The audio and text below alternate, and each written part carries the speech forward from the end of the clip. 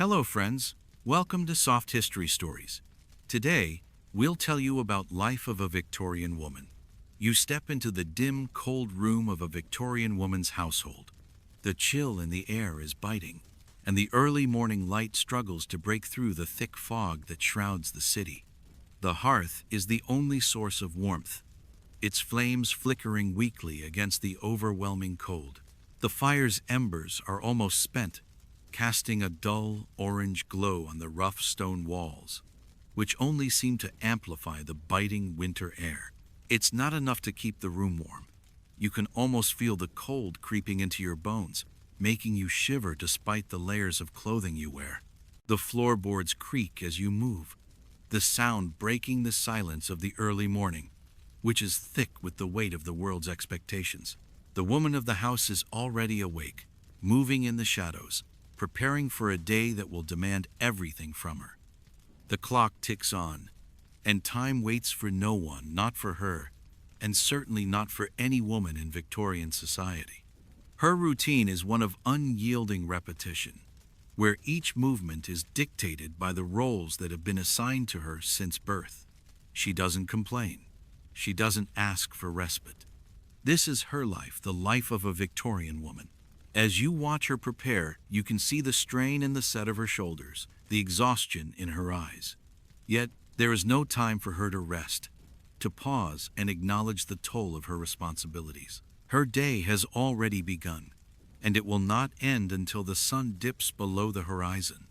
The weight of the world rests on her shoulders, literally and figuratively. She will manage the household, care for her children, and maintain the delicate balance of family and social expectations, all while keeping a composed and graceful demeanor. To falter would be a failure in the eyes of society. She is expected to be everything: nurturing, poised, devoted, efficient, and silent in her suffering. As you look around, it becomes clear how much the Victorian world has shaped her existence. The cold stone floors, the fire that flickers weakly in the hearth, the simple furnishings, all these elements create a harsh, unwelcoming environment, one that reflects the demanding nature of her life. But it's not just the physical environment that is oppressive. It's the emotional and social burden she carries daily, a burden that defines her very worth in society. The unspoken rules of conduct, the roles assigned to her by tradition, all weigh down on her. She is the epitome of grace and strength, not because she chooses to be, but because society demands it. As you watch her move through her daily routine, lighting the fire, preparing breakfast, ensuring that everything is in order, you begin to understand the impossibility of surviving as a Victorian woman. The physical exhaustion of managing a household, combined with the emotional toll of constantly suppressing her desires, ambitions, and emotions, is overwhelming. But even more so, her worth is defined by how well she performs her duties.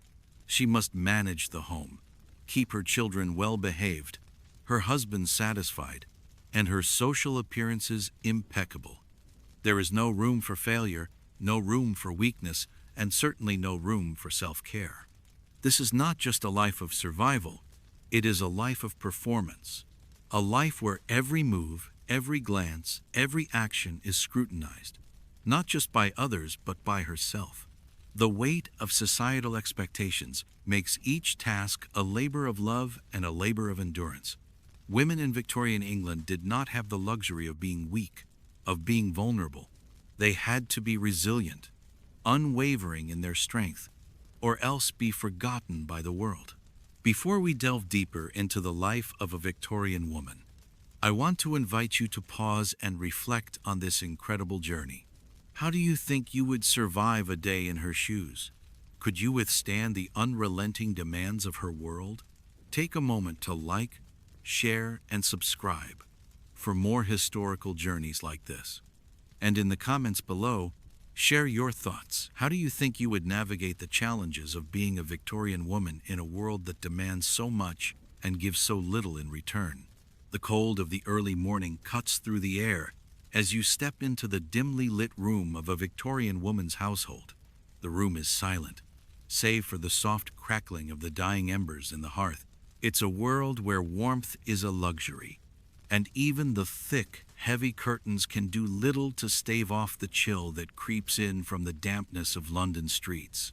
In the flickering light, a woman stirs beneath the blankets, her body reluctant to leave the small comfort of her bed. But the day is already demanding. It always is. There is no room for lingering, no time to rest, no moment to pause. As the first light of morning barely pierces through the fog and gloom, she begins her routine. She rises, and even as her feet touch the cold floorboards, the weight of the world is already upon her. The world expects her to be graceful, poised, composed, no matter how tired she is, no matter how much the weight of her responsibilities presses down on her shoulders. This is the reality of her life, a series of rituals, a series of performances. It begins the moment she opens her eyes, with the silent acknowledgement that the world will be watching. Every gesture, every look, every movement is scrutinized. She must present herself as perfect, a Victorian lady, a lady who embodies grace, dignity, and strength. Even if her body is aching, even if her mind is weary, the air in the room is thick with the quiet expectation of what is to come. She must rise before dawn, not to enjoy the tranquility of the morning, but to begin her day of ceaseless duties. The ritual of her morning begins before she can even think about it. From the moment she wakes, she is already stepping into the role she has been assigned. There's no room for self-pity or exhaustion. There's only the performance. The first task is simple but essential: to appear well-groomed, well put together. Her hair must be styled perfectly, her face free of any sign of fatigue or distress. The ritual is long, meticulous, and demanding. Each strand of hair must be in place. Each detail must be flawless. She moves with precision, as if the world is watching every step she takes, every action she makes. The curling iron heats, and with careful movements, she begins to shape her hair long, flowing, and always perfect.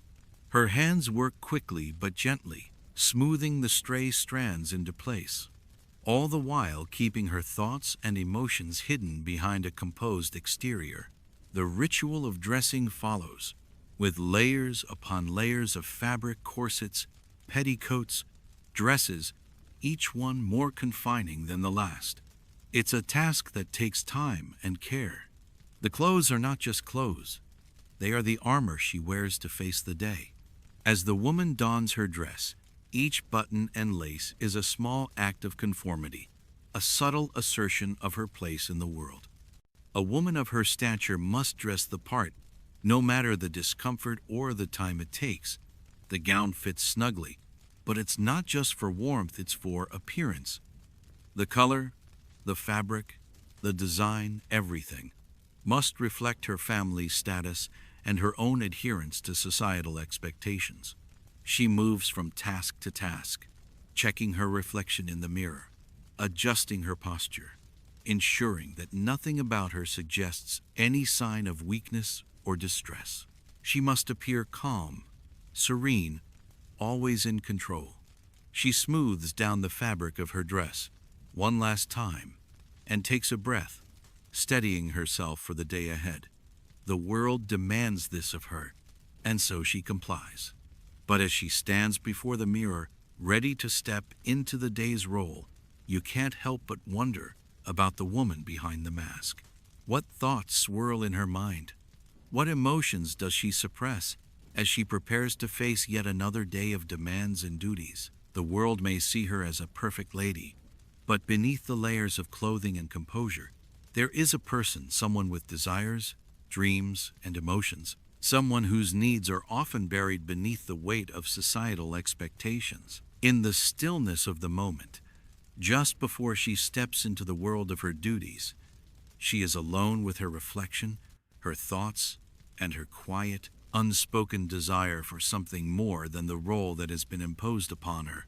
And though it lasts only a moment, there is a flicker of rebellion in her eyes, a fleeting recognition of the cage she is trapped in. But then, the moment passes, the door creaks open, and the world outside calls her to begin the performance once again. And so, with a final glance at the mirror, she steps forward, ready to face the day. You wake to the sound of the clock chiming the early morning hour, a soft, persistent reminder that time is slipping by, and already the day's demands are calling. The room around you is still quiet, save for the occasional groan of the floorboards as you stretch beneath the thin, worn blanket. The fire in the hearth is little more than embers now, its warmth long gone, leaving the chill of the air to settle around you like an unwelcome guest. The light outside, pale and weak, filters through the curtains, casting long shadows across the floor. The quiet of the house is suffocating, a silence filled with the weight of obligations that stretch ahead, waiting for you to fulfill them. You rise, carefully, not allowing any noise to disrupt the stillness of the early morning. It is too early for the rest of the household to stir, but you know that before long, the children will wake, and so will the rhythm of the house. The unrelenting cycle of tasks, chores, and responsibilities will begin once again, and you are the one expected to carry it all. You move across the cold floor, your feet pressing into the rough wood, and you begin your first task of the day. The kitchen calls first. You light the stove, the smell of smoke filling the air as you stoke the fire, your hands fumbling with the damp wood, trying to coax warmth from the reluctant flame. It's the start of another long day. Cooking, cleaning, washing, managing. Each task leads to the next, and every step must be executed with care and precision. The house must be spotless. The meals must be plentiful. The children must be fed, dressed, and prepared for their day. And you must do it all, without complaint, without hesitation, because this is your duty. As the house begins to wake, the day unfolds, and with it, the endless list of tasks that you must complete. The morning breakfast, prepared and served, the dishes washed and set aside for later. You scrub the counters, the floors, the windows, the endless cycle of cleaning that never seems to end. As the children bustle around, you make sure they are dressed properly, their shoes polished, their hair brushed. You make sure they are ready for their day, their needs met before your own. You make sure they leave the house with a smile, all the while feeling the weariness in your bones, the fatigue of hours spent on your feet, constantly moving, constantly working. But as you work, there is something you cannot shake, this feeling that you are invisible. The labor you perform is unseen, unrecognized. No one sees the countless hours you spend in the kitchen, preparing meals that no one acknowledges, scrubbing floors that will only get dirty again. No one notices the care it takes to ensure that everything is in place, that the house remains a place of comfort, of order, even as the world outside remains chaotic and unforgiving. You are doing the work that holds the household together, that keeps the family functioning, but it is always expected. No one thanks you. No one asks if you are tired, if you need help. It is assumed that you will do it all, that you are the caretaker, the nurturer, the manager of everything. As you move from room to room, you find yourself constantly tidying up, straightening things that will soon be out of place again. You pick up a toy from the floor, fold a shirt left carelessly by the bed, smooth down the cushions that are always askew. The house must be perfect, not just for your own peace of mind, but because it is a reflection of you. A spotless house means a capable woman, one who is in control, one who is worthy of respect. But you know it is a false respect. It is based on appearances, on the image you present. The work you do is not just physical, it is an emotional performance. You must appear calm, collected, and in control no matter how overwhelmed you feel. When you finally sit down to rest, the house quieting for a brief moment as the children play or nap, you feel the exhaustion settle into your bones. You close your eyes, even for a moment, but the quiet is short-lived. There is always something else to do. Another task to check off the list. The laundry waits.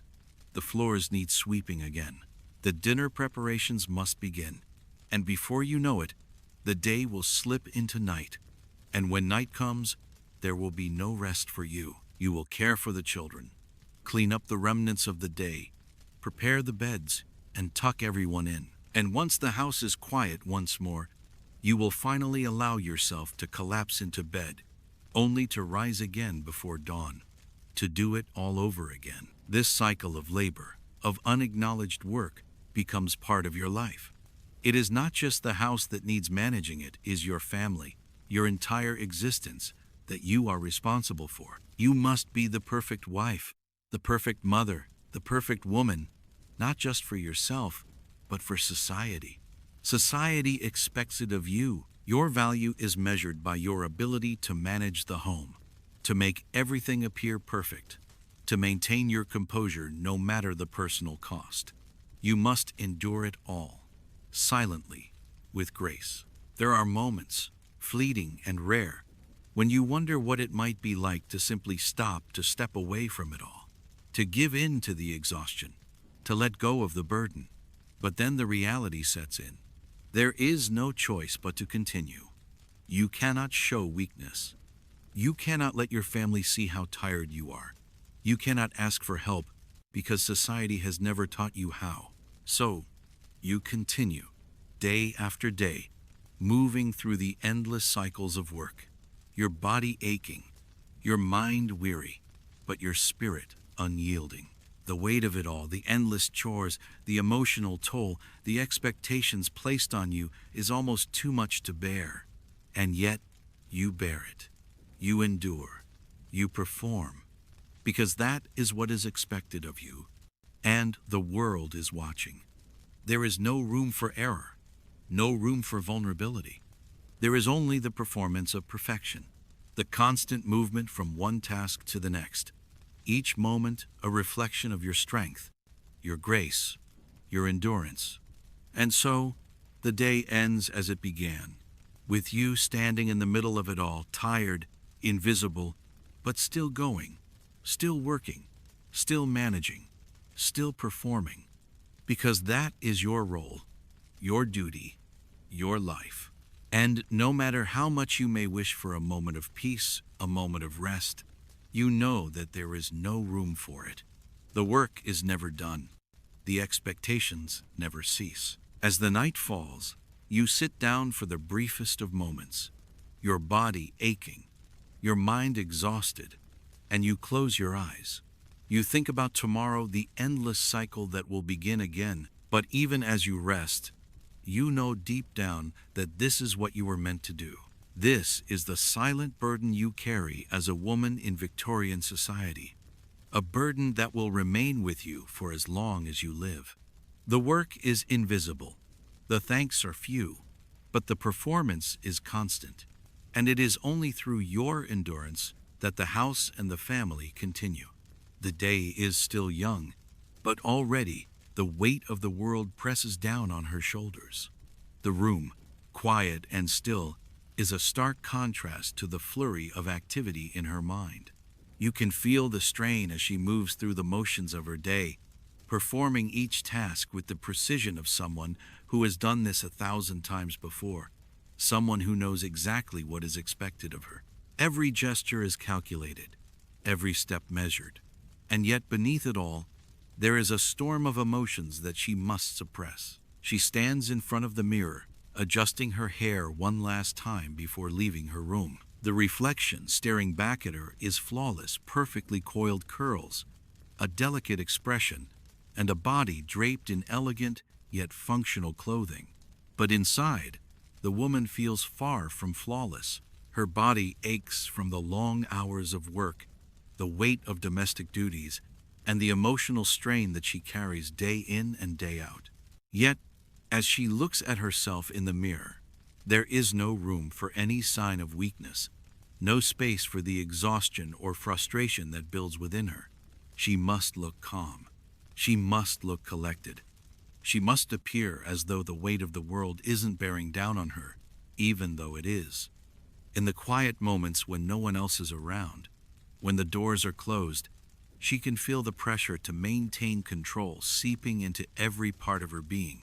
The world outside, with its rules and expectations, has no place for a woman who shows vulnerability. To express feelings, to show weakness, is to fail.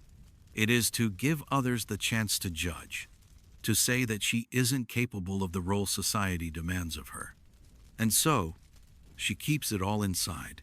The sorrow of watching her children grow up in a world that expects so much from them. The frustration of constantly running on empty, doing everything for everyone else and never asking for help. The fear that she will never be good enough, that the work she does, the sacrifices she makes, will never be enough to satisfy the unspoken demands of those around her. All of this, her emotions, her desires, her struggles, are locked away, hidden from the world, and hidden even from herself. She cannot afford to show any sign of failure. As she goes about her daily duties, there is a constant, gnawing fear in the back of her mind. It is the fear of judgment. It is the fear that if someone were to see her exhaustion, her frustration, or her pain, they would look at her differently. They would see her not as the calm, composed woman she strives to be, but as someone broken, someone unworthy of respect, someone who has failed. Every time her emotions begin to surface, every time the pressure becomes too much to bear, she pushes them down, forcing them into a place where no one can see. She smiles, she speaks politely, and she carries on as though everything is fine. But deep down, she knows that this constant repression is wearing on her. The burden of emotional suppression is an invisible one. It is the weight that no one can see, the pressure that grows more intense the longer it is ignored. You can see it in the way she moves through her day, her body tense, her mind constantly working to keep everything in place.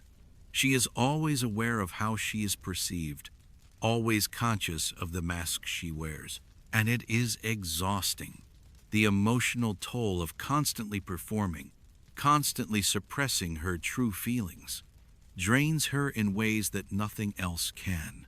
But she doesn't have the luxury of expressing herself. To do so would mean risking everything: her reputation, her family's standing, her place in society. In public, the woman must be everything: poised, graceful, composed.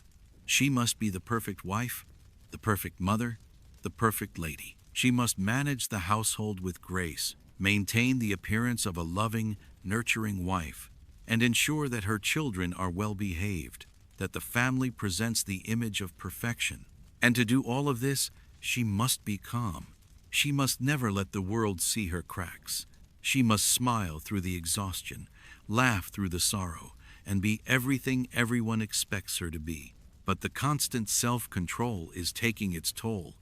Over time, it becomes harder and harder to maintain the facade. The mental exhaustion, the emotional strain, and the physical toll of suppressing her true feelings begin to pile up, and it feels like she is slowly suffocating under the weight of it all. But there is no room to let go, no room to fall apart. She cannot afford to break. You watch as she moves through the house, her steps measured, her movements graceful. But there is a quiet tension in the way she carries herself, a heaviness that is not immediately visible but that you can feel in every action she takes. She serves dinner with a smile, answers questions from her children with patience, and listens attentively to her husband's complaints. Yet beneath it all, you can feel the strain. Her smile doesn't quite reach her eyes, her voice is a little too quiet, and her movements are a little too controlled. She is doing what she's supposed to do, what she has always done, but you can see it now. The toll this constant performance has taken on her. And still, she doesn't stop. She doesn't let herself collapse. She doesn't let her emotions show. The pressure to maintain her composure, to be perfect, to never let anyone see how tired, how overwhelmed she feels, it is unrelenting. Even when the weight of it all becomes unbearable, even when her body aches for rest, she continues on, because she knows there is no other choice. The world expects her to be strong. The world expects her to be perfect. And so, she must be. But as the day wears on, the psychological strain becomes harder to ignore. The isolation begins to sink in, a quiet loneliness that she cannot escape. She is surrounded by people, by her family, by friends, but there is no one she can truly talk to. There is no one who understands the burden she carries, the emotional weight of always having to be on, always having to be the perfect version of herself. The silence of her inner world grows louder as she suppresses the urge to express her frustration, to share her burdens, to let someone else see the woman behind the mask. As she lays down to sleep, her body exhausted from the constant strain, you can feel the quiet exhaustion in the air. Her mind races with thoughts of tomorrow, of all the things she still needs to do, of the expectations that will be placed on her when she wakes up. But for now, she can rest. The facade can fall, just for a moment. But even in her sleep, the weight of her responsibilities, her self-imposed silence, and the fear of judgment remain with her. She doesn't let herself break. She doesn't let herself show weakness. She performs, and she does so day after day, because the world demands it, because society expects it. And as you watch her, you can't help but wonder how much longer she can continue to bear the weight of it all. How long before the cracks start to show, before the mask slips, and the world finally sees the woman who has been holding it all together, silently, all this time. It's early afternoon, the light of the day shifting to a muted gold as the sun struggles against the thick clouds of London's winter sky. The house is quiet, save for the sounds of the family going about their own routines. In the corner of the drawing room, you watch as the woman moves gracefully about, adjusting the few ornaments on the mantel, ensuring that everything is just so. There is a stillness to the room, but it's the kind of stillness that doesn't speak of peace. Rather, it speaks of a presence, a sense of weight, a constant reminder of what must be done. Her movements are deliberate, calculated. There's no time for leisure, no space for indulgence. She's preparing for the evening's dinner, an event that will showcase not just the family's wealth, but her own ability to manage it all, to maintain the facade of perfect domesticity. In this house, as in many others, a woman's worth is judged by how well she manages her family, by how flawlessly she plays her role as wife and mother. This role, in many ways, becomes her identity. There is no room for anything else, no space for the woman behind the duties. You watch as she sets the table, her mind constantly racing through the tasks of the day. Every plate, every piece of silverware must be placed just so. Every detail must reflect not just the family's prosperity, but her own competence. A perfect wife, a perfect mother. This is what she has been taught to be. This is what society expects of her. The role consumes her, as it consumes so many others. Her identity is no longer her own. It's tethered entirely to the family she's married into. She doesn't belong to herself, she belongs to the role. When she speaks to her children, when she looks at her husband, it is with the knowledge that every action she takes is a reflection of who she is in the eyes of the world. A perfect family, a perfect wife, a perfect mother. These are the qualities that define her, that give her worth. It's a weight she bears daily, the knowledge that her entire existence is contingent on fulfilling these roles. There's no room for deviation, no space for error. As the evening draws near, you watch her turn toward her husband, who sits reading in the corner. His eyes glance up briefly from his book, acknowledging her presence, but he doesn't speak. The silence is familiar to her, this unspoken understanding that her duty to him, to the family, is always first. There's no room for personal desires, for thoughts of her own ambitions. Her wants are secondary. Her needs are pushed aside. hidden beneath the layers of responsibility that have been placed upon her since the day she was married. Her identity is now entangled with the man she has married, with the family they have created together. She is not allowed to think of herself outside of this. She is not allowed to be anything but the perfect wife and mother, managing her household with grace, supporting her husband's endeavors, making sure the children are well behaved and cared for, and ensuring that the house remains a sanctuary of order and elegance. Her personal growth, her intellectual curiosities, these things are luxuries she can never afford. In this society, there is no room for a woman to explore her own desires, her own passions. There is only room for her to serve, to please, to perform. As the dinner hour approaches, she steps into the kitchen, her mind already rehearsing the evening's conversation, ensuring she knows what to say to entertain guests, what to do to keep the house running smoothly. The woman of the house must be an expert at navigating both the public and the private realms. In public, she must be the epitome of grace and refinement, welcoming guests with warmth, serving them with care, and showing the world that everything is under control. But behind the closed doors of the house, she is expected to be the nurturer, the caregiver, the one who keeps everything in order while sacrificing her own comfort for the good of her family. There's a quiet toll in this duality. She is constantly shifting between roles, never truly able to escape one for the other. In public, she is always performing. In private, she is still performing, only the audience is smaller. But in both realms, the pressure is the same. She is not allowed to slip. She is not allowed to show weakness, to falter, to express frustration or exhaustion. She must maintain composure always. To do anything else is to risk being judged, being seen as inadequate. And so, she continues.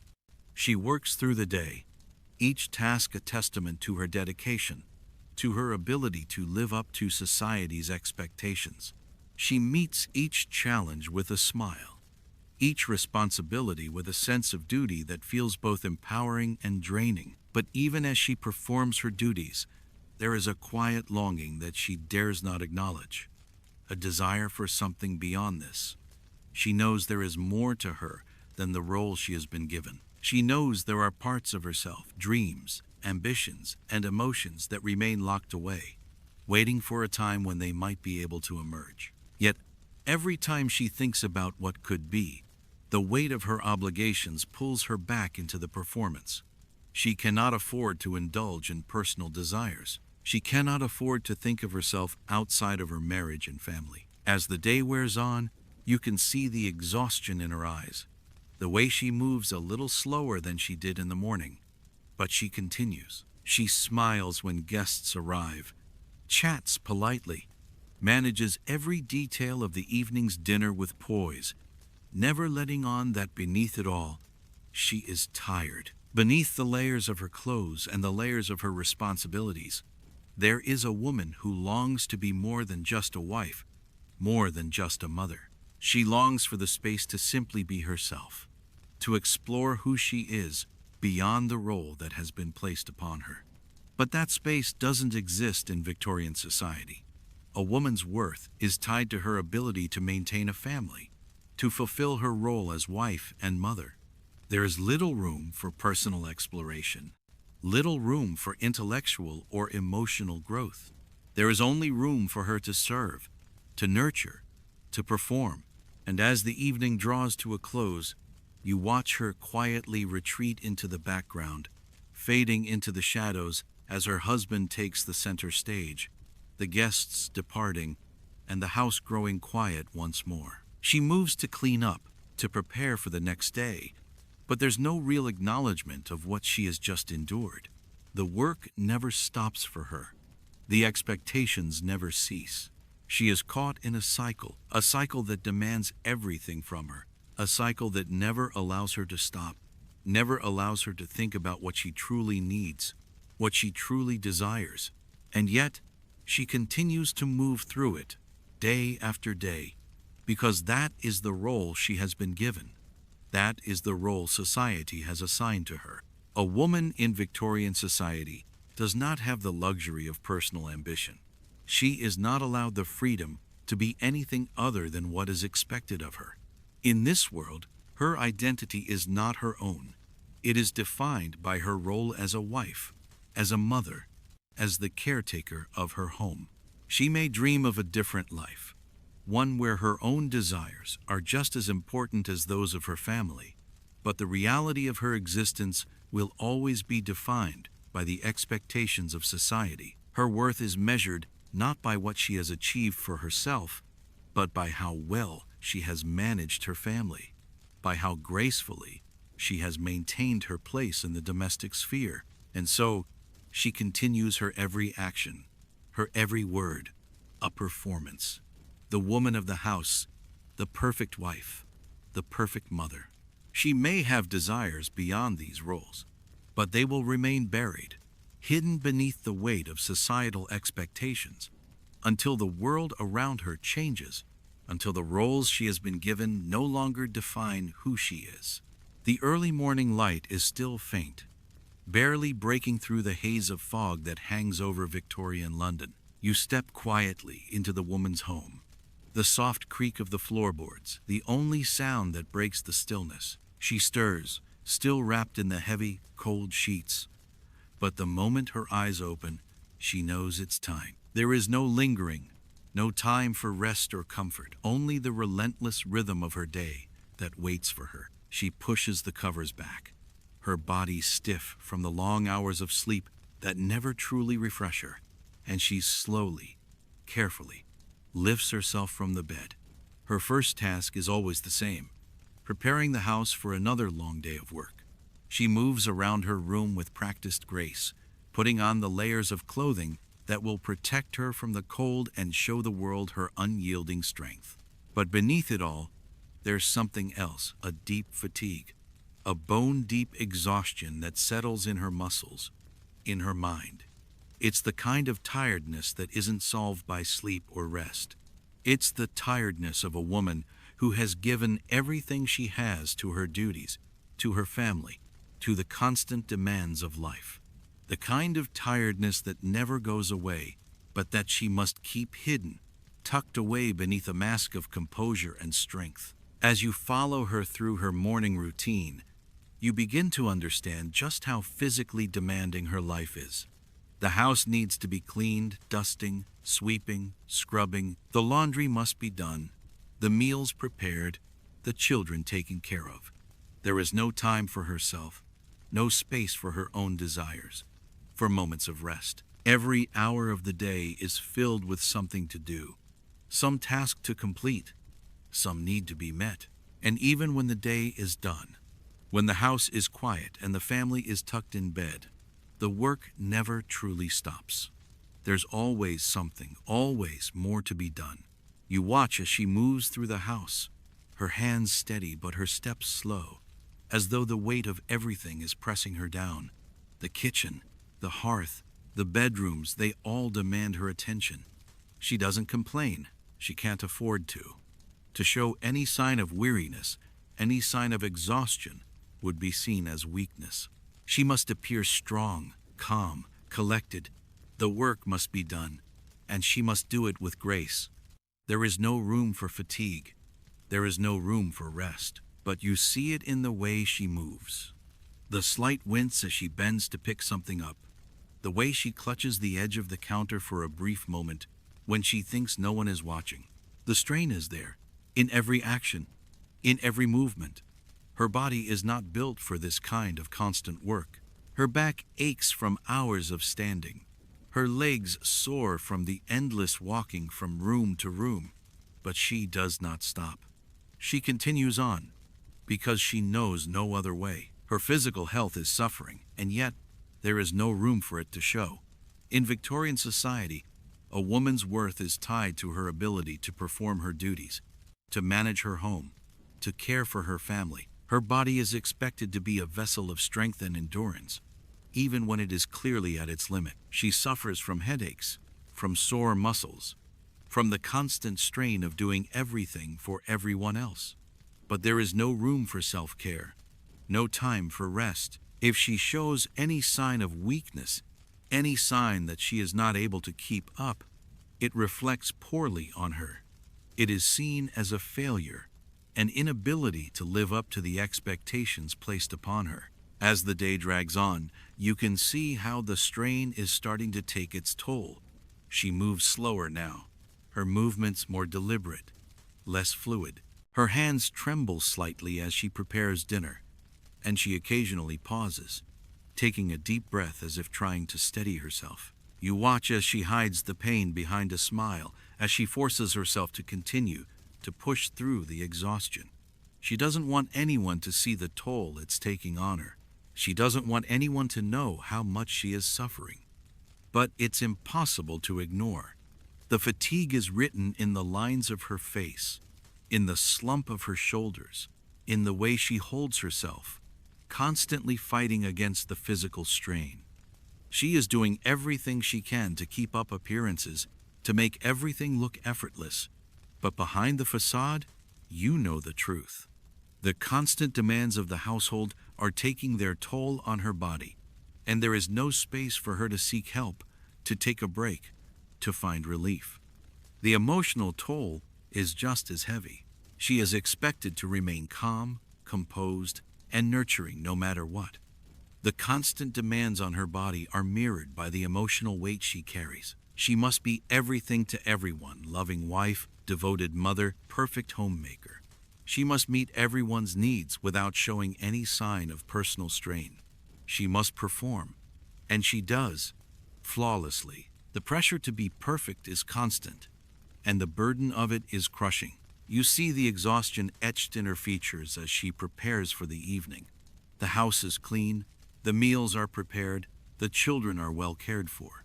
But she has given all of herself to these tasks, and there is nothing left for her. As she moves through the house, ensuring everything is in order for the evening, you watch her carefully. Her steps are slower now, the weight of the day's labor catching up to her. She can't afford to stop, to rest, to show weakness. But you can see it, the invisible suffering, the toll of the physical demands of her life. As the evening winds down and the house falls silent, she finally allows herself to sit. Her body protests every movement, every shift in position. The exhaustion is all-consuming now, and she can barely keep her eyes open. But still, there is no rest. She cannot sleep yet. There is still work to be done. The children must be tucked into bed, the dishes must be washed, and everything must be ready for the next day. In this life, there is no end. There is always more to do, always another task, another responsibility, another demand. She has no time to rest, no space to care for herself. The endless cycle of work and sacrifice continues, and she moves through it with the strength and grace that society demands of her. But you can see it now, the toll it's taken, the invisible suffering, the physical exhaustion, the emotional strain. It all blends together into a silent, unacknowledged burden that she carries day after day, without relief. And yet, despite everything, she continues, because there is no choice. There is no room for weakness, no space for fatigue. She will push through it, as she always has. But you, as you watch her, begin to wonder just how much longer she can endure. How much longer can she carry this weight before it breaks her? How much longer before the endless demands of domestic life finally take their toll in a way that can no longer be hidden behind a smile, behind the facade of perfection? But for now, she continues, because that is what she must do. The physical, emotional, and mental demands of her life are her burden to bear, and she bears them quietly, invisibly. The light coming through the window is soft, casting long shadows on the floor. You stand in the corner of the room, watching as the woman moves through her morning routine with an air of practiced grace. Her hands are quick and sure, though there's a slight tremor in her fingers, a subtle sign of the exhaustion she's trying desperately to keep hidden. The room is filled with the quiet rustling of fabric, as she carefully selects her clothing for the day, running her fingers over the layers of lace, silk, and velvet that will transform her into what society expects her to be. There is no choice in this. The performance begins the moment she wakes.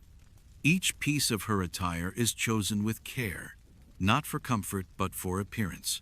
The dress, the corset, the petticoats, every layer serves a purpose. Every detail is scrutinized. The clothes she wears are not just garments, they are symbols, markers of her social standing, her class, her worth.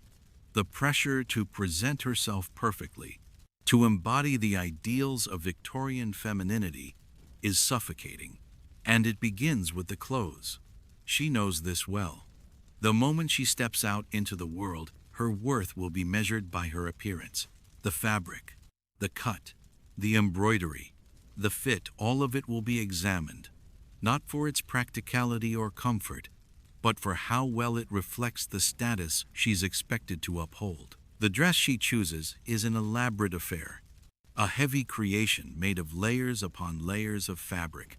It's beautiful, yes, rich in color, ornate in design, but it is also uncomfortable. The corset, laced tightly around her waist, cinches her body in a way that restricts her movement and makes every breath feel like a small struggle. She adjusts it carefully, taking a deep breath to settle herself. But the pressure of the corset is unrelenting. It's not just a garment, it's a symbol of control. It tightens with every movement, a constant reminder of the social expectations that constrict her life. She can't show discomfort, though. To do so would be a breach of the performance she must put on. She must appear composed, serene, flawless, no matter how difficult it is to breathe beneath the weight of it all. Her hairstyle is the next step in the ritual, and it takes time that could be spent on anything else. But there is no room for anything else. Her hair must be arranged perfectly, not just for practicality, but for the sheer performance of it. The layers of curls, the intricate braids, the carefully placed ribbons, they all speak to her social status, her wealth, her place in the rigid hierarchy of Victorian society. She is expected to embody grace, beauty, and perfection, and her hair is just another element in that delicate dance. She sits before the mirror, the comb moving through her hair with practiced ease. Each movement is deliberate, each strand pulled and twisted to create the exact image that society demands. But even as she completes her hairstyle, there's a nagging feeling at the back of her mind, an uncomfortable awareness that she is not just creating beauty, she is hiding something. Her true self, buried beneath the layers of clothing and style, remains unseen. The woman in the mirror is not the woman she is in her heart. She is the version of herself that society expects, the perfect image of what a woman should be. But the woman behind the facade is much more complex, much more human. Yet, in this world, that complexity cannot be allowed to show. You watch as she finishes her grooming, the final touches made with a deft hand. A dab of perfume here, a quick glance in the mirror to ensure her appearance is flawless. There is no room for imperfection, no room for the fatigue that weighs heavily on her shoulders. She must perform, and she must perform flawlessly. Her beauty, her grace, her poise, they are all part of the role she must play. You can see the toll it takes on her, though. The constant self-examination, the endless scrutiny of her own appearance, is draining. Every moment she spends in front of the mirror is another moment where she is measuring herself against an impossible standard. She looks for flaws, tiny imperfections that to others might go unnoticed, but to her they are glaring, undeniable. A stray curl that doesn't fall exactly where it should, a slight crease in the fabric of her dress, a hint of weariness in her eyes that betrays the exhaustion she's been hiding for so long. These are the things she notices. These are the things she must fix before anyone else sees them.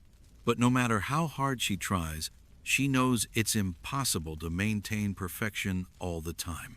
There are moments when she sees herself in the mirror and feels the weight of the performance, the strain of trying to live up to an ideal that is not her own. The exhaustion begins to seep through, but she hides it, locking it away, burying it beneath the mask of calm composure. Because in Victorian society, to show any sign of vulnerability, any sign of human imperfection, is to risk being judged, being dismissed, being seen as weak. And so, she continues, the hours spent on her appearance are not just about looking good, they are about surviving in a world that demands perfection. She is not just a woman, she is a symbol, a reflection of her family's status, of her husband's success, of the rigid social norms that govern every aspect of her life. As you watch her, you can feel the pressure that hangs in the air, thick and unrelenting. Her worth is tied to her appearance, to the image she presents to the world. Her beauty, her grace, her poise, these things are what define her in the eyes of society. And while the woman in the mirror looks flawless, the woman behind the mask is carrying a burden that no one can see. She doesn't have the luxury of being herself. She doesn't have the space to be imperfect. Every detail, every movement, every glance is calculated, and it is exhausting. But it's the price she must pay for survival in a world that judges her every step. The performance of perfection is not just about appearance, it's about survival. It's about maintaining her place in a world that offers little room for deviation, for imperfection, for humanity. You watch as she finishes, the final touch is made, and with a deep breath, she steps away from the mirror. Her appearance is flawless, perfect, composed, exactly as it should be. But inside, you can see the cracks forming, the exhaustion, the emotional toll, the psychological strain. These things are not visible to the outside world, but they are there, heavy and undeniable. She is trapped in a world that demands her perfection, that judges her based on what she looks like, not who she truly is. And yet, she continues. She continues because she must. She continues because in this world, there is no other choice. The performance of perfection is not just a social expectation. It is a survival mechanism, a way of navigating a world that offers no room for imperfection. The house is quiet, save for the soft rustling of fabric as the woman moves across the room, her footsteps almost muffled by the thick rugs that line the floor. The smell of incense lingers faintly in the air, a reminder of the morning's prayer, a ritual she must follow each day. Her hands move in familiar patterns, folding a piece of cloth here, adjusting the arrangement of the delicate porcelain figures there. Each movement is deliberate, controlled, as though it is a part of some greater performance, one that she has been rehearsing all her life. You watch her from the corner of the room, noticing the way she moves, her posture straight, her expression serene. Everything about her seems to be in perfect order.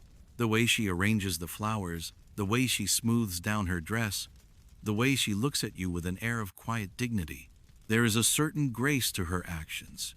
But beneath that calm exterior, you sense a pressure, an expectation that she must fulfill, not just for herself, but for the world around her. As you follow her through her day, you begin to see the weight of the moral code that governs her life. It's not just a set of guidelines, a series of rules that she follows. It is a constant, unyielding pressure that shapes everything she does. Her worth, her very identity, is tied to her ability to live according to a strict moral code, one that demands purity, chastity, and self-sacrifice at all time.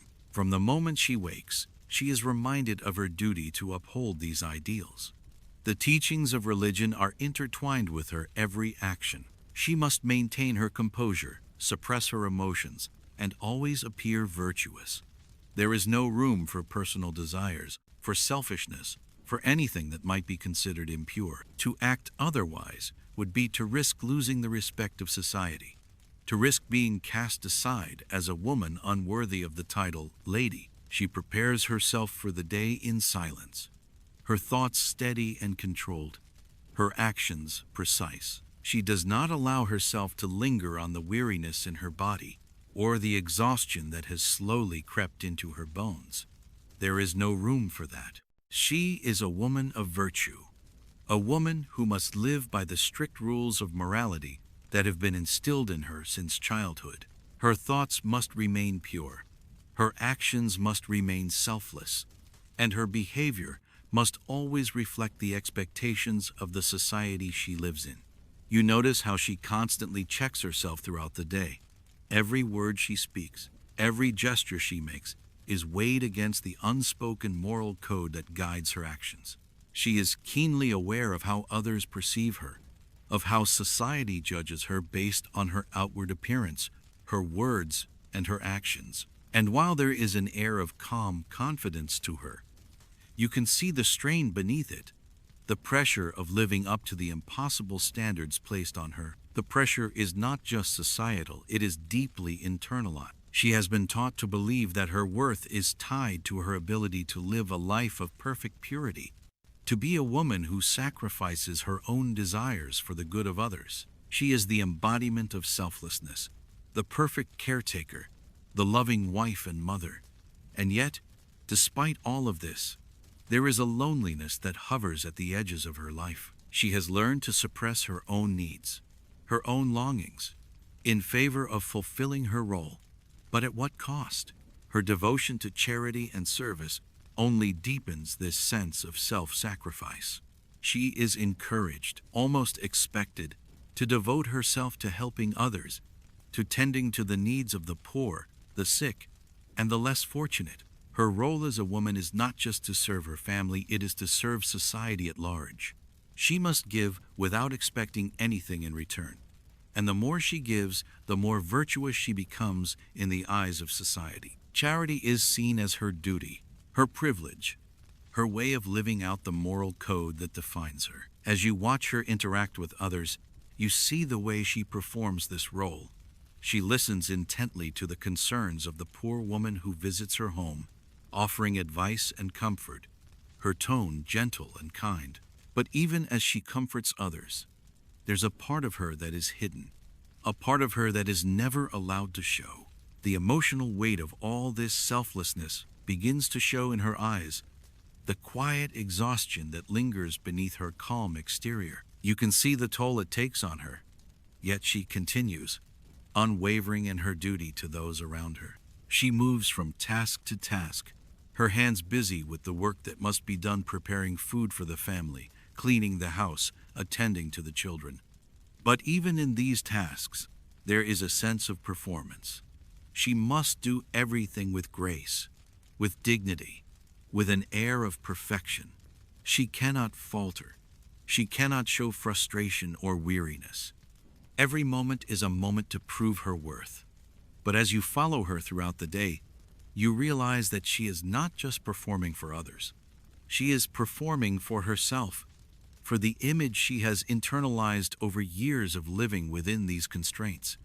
She has been taught that her worth lies in her ability to conform to this ideal of virtue, of purity, of selflessness. And so, she continues to perform, even when it feels like the weight of it all is too much to bear. Her sense of duty is all-consuming. You watch her work, her body tired from the physical demands of the day, but still, she moves through each task with quiet determination. There is no space for her to stop, to reflect, to think about what she truly wants. Her desires, her dreams, her needs, they are pushed aside in favor of the roles she must play. She is a wife, a mother, a caretaker. Her identity is tied to these roles, and there is no room for anything else. In the evenings, after the family has been cared for and the house is quiet, she allows herself a moment of reflection. It is brief, fleeting, but in that moment, you can see a flicker of something in her eyes, something that is not quite resignation, but a quiet longing. A longing for something beyond the expectations, beyond the roles she has been assigned. But the moment passes quickly, and she rises again, ready to face another day of performance, of duty, of sacrifice. The weight of the moral framework she lives by is heavy. It is a constant, invisible burden that shapes every aspect of her life. And while she is admired for her grace, her composure, and her selflessness, you can see the toll it takes on her. It is a quiet, invisible suffering that she must bear in silence. And yet, she continues, because she has no choice. In Victorian society, her value is tied to her ability to live by these strict moral codes. To break from them is to risk losing everything: her reputation, her standing in society, her worth as a woman. And so, she carries on, performing her role with quiet dignity, hiding the emotional toll it takes on her behind a mask of calm composure. The performance is endless, but it is the only way she knows to survive. The world demands it, and so she gives it, sacrificing herself in the process. Her worth is measured by how well she fulfills her role, by how well she embodies the ideal of the selfless, virtuous woman. It is a performance she cannot escape, no matter how much she may wish for freedom. And as you watch her, you realize the true weight of it all. The moral code that governs her life is both her guiding principle and her prison.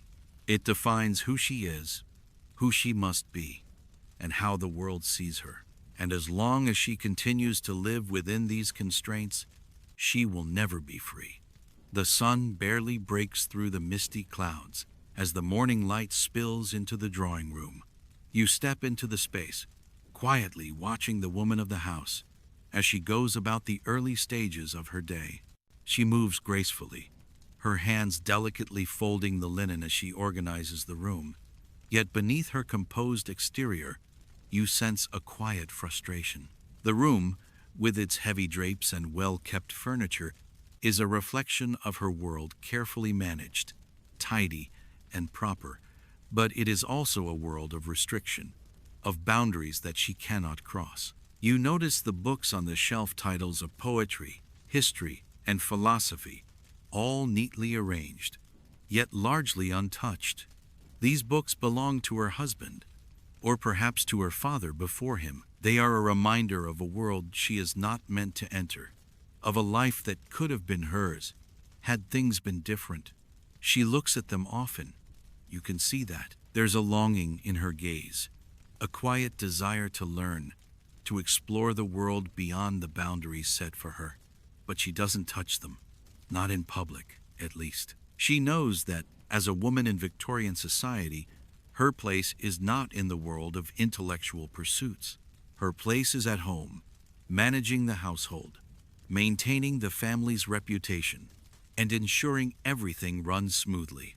The books are not for her. They are not meant to be opened by hands like hers. Her education, if you can call it that, has been limited to the domestic sphere. She has been taught to cook, to sew, to manage a household with precision and care. These are the skills expected of her, skills that will help her fulfill her duties as a wife and mother, but not skills that will prepare her to navigate the world of knowledge and intellectual discovery. The idea that a woman might be educated in the same way as a man taught to read and study philosophy, literature, and science would have seemed both unnecessary and even scandalous in this world. The thought that a woman might aspire to something beyond her role as a domestic caretaker was seen as impractical, even dangerous. You see it in the way she handles the daily tasks of the home. Her mind is sharp, quick, and capable of so much more than simply organizing the household chores or preparing meals. There is an intelligence behind her eyes, a curiosity that she must bury. When she speaks to her children, explaining the importance of manners, or recounting stories of her childhood, her words are thoughtful, filled with insight. Yet, there is something in her voice that betrays the knowledge of her confinement. She knows that her ability to think beyond the realm of domesticity will never be truly nurtured. Her curiosity is a silent rebellion, a yearning that cannot be fulfilled. She has often wondered, in quiet moments when no one is watching, about the world outside the confines of her house. What would it be like to explore those books on the shelf, to engage in conversations about art and literature, to read the great works of history and science? She knows she has the capacity for these things, that her mind is capable of great intellectual pursuits. Yet, every time she reaches for the thought of it, there is something that pulls her back: her duty to her family, to her husband, to the role she must play in society. She is not allowed to desire anything outside of what is considered proper. You can see the weight of this knowledge as she moves through her day, performing her tasks with precision and care, all while suppressing the desire to explore her own potential. There are times when she sits at her desk, writing a letter or sorting through family matters, and for just a fleeting moment, she imagines what it would be like to live in a world where she could pursue her passions, her interests, her curiosities without fear of judgment. But she knows it is a luxury she cannot afford. A woman in her position is not meant to be curious about the world in that way. She is meant to fulfill her duties, to stay within the boundaries that society has set for her. And that is all. As the day wears on, you watch her continue with her responsibilities, moving between rooms with quiet efficiency, the weight of her unspoken desires heavy in the air. She has learned to suppress them, to ignore the parts of herself that long for something more. She no longer speaks of her dreams of learning, of reading the books she knows are beyond her reach. Instead, she channels her intelligence into her daily work. She uses her sharp mind to organize the household, to manage the finances, to raise her children with the knowledge and wisdom that has been passed down to her. But she never allows herself to dream of more. To do so would be to risk everything she has worked for: the stability, the reputation, the life she has built. And yet, in the quiet moments before bed, as she sits in the darkened room, you sense the struggle within her. It is a quiet rebellion, a longing for something more than the life she has been given. She cannot escape the constraints of her world, but in the depths of her mind, she still dares to wonder what could have been. If only she had been allowed the same opportunities, the same freedom, the same education as the men around her. If only she could have been encouraged to explore her intellectual potential, to seek knowledge and truth for its own sake. But in this world, women are not meant to have these desires. They are meant to be caretakers, nurturers, and managers of the home. The unspoken frustration grows over time. The feeling that her potential is being wasted, that she is being held back from achieving something more. She has the intelligence, the curiosity, and the drive, but there is no room for it in her life. It is a quiet suffering that she must bear alone, for who could she tell? Who would understand? The world around her tells her that she is exactly where she belongs, that her value lies in her ability to maintain her household, to care for her children, and to support her husband. But deep down, she knows there is more to her. There is a woman hidden beneath the layers of domesticity and expectation, a woman who longs for the freedom to be herself, to explore her mind and her potential. You see her sit back, finally finishing her work for the day. But her mind is still racing. She has done everything she was supposed to do. The house is clean, the children are fed, her husband is satisfied, but her mind is elsewhere, wishing for a life that she can never have. It is the price she pays for the life she has chosen, or, more accurately, the life that was chosen for her. And so, the cycle continues. She wakes each day to the same responsibilities, the same limitations, the same suffocating role, but the yearning remains. The desire to learn, to grow, to be more than the woman she is allowed to be. It is a silent rebellion, a quiet defiance, but it is there. And though she may never have the chance to fulfill those dreams, they will always remain in the corners of her mind. Reminders of the potential that was never realized, and the intellectual freedom that was never given a chance to flourish. As you watch her, you can feel the weight of it all, the burden of her unspoken desires, the frustration of being forced into a life of limitation, of silence, And you realize that in her struggle, in her longing for something more, she is not alone. There are countless women like her, their potential stifled, their intellects constrained by a society that refuses to recognize them as equals. And though her dreams may never come to fruition, the quiet rebellion she carries will live on, passed from one generation to the next. Because even in the face of these restrictions, the desire to learn, to grow, and to be free remains unbroken. You find yourself walking quietly through a home that feels more like a stage set than a sanctuary. The light is soft, filtering through the thick drapes that line the windows, casting long shadows across the floor.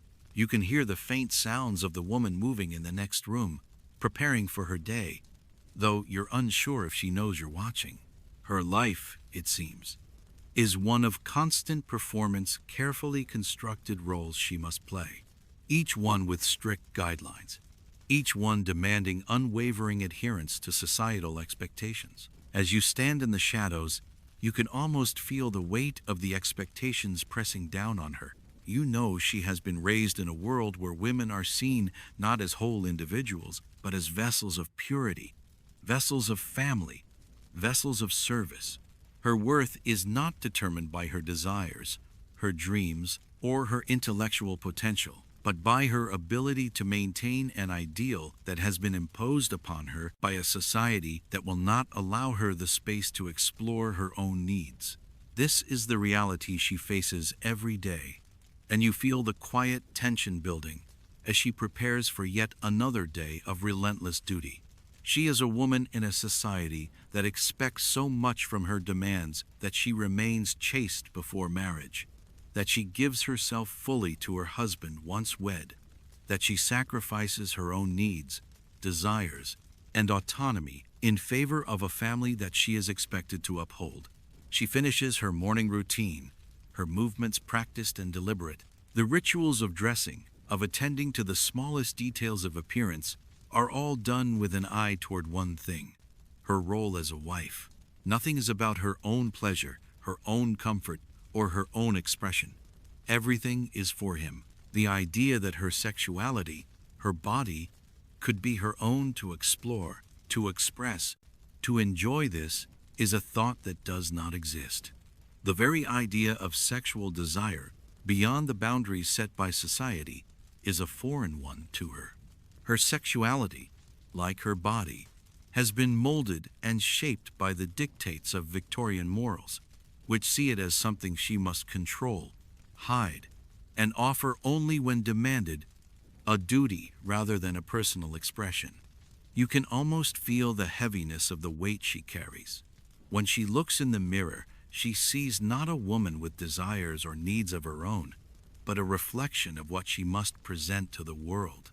The purity of her youth, the softness of her body, the gentleness of her touch, all of these are things she knows will one day be offered in service to her husband.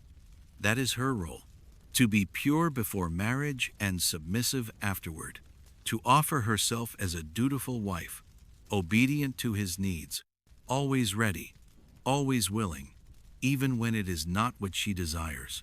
But as the day progresses, and she goes about her duties, the thought lingers in the back of her mind, the knowledge that her role is not just a domestic one, but a reproductive one as well.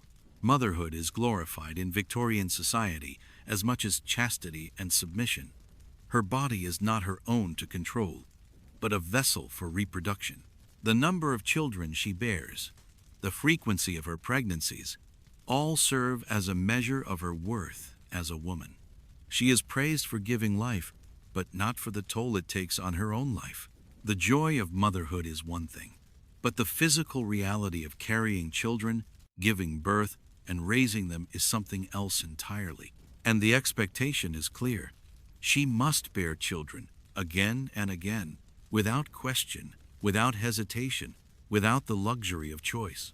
You watch as she moves through the house, her movements growing more tired with each passing hour. She is constantly caring for others, her children, her husband, the household, but there is little to no care given to her own well-being. The strain of bearing children, of running a household, of fulfilling the role of wife and mother without ever having a say in her own body, is beginning to take its toll. You see it in the way she holds herself, the slight tremor in her hands, the way she breathes in shallow gasps as she tries to maintain the composure society demands of her. But there is no space for her to be human in this world, no room for her to express frustration, to acknowledge the physical and emotional toll it takes on her. She is expected to endure always, to perform the role of mother and wife with grace, with self-sacrifice. There is no space for personal desires, no room to explore what she wants from life,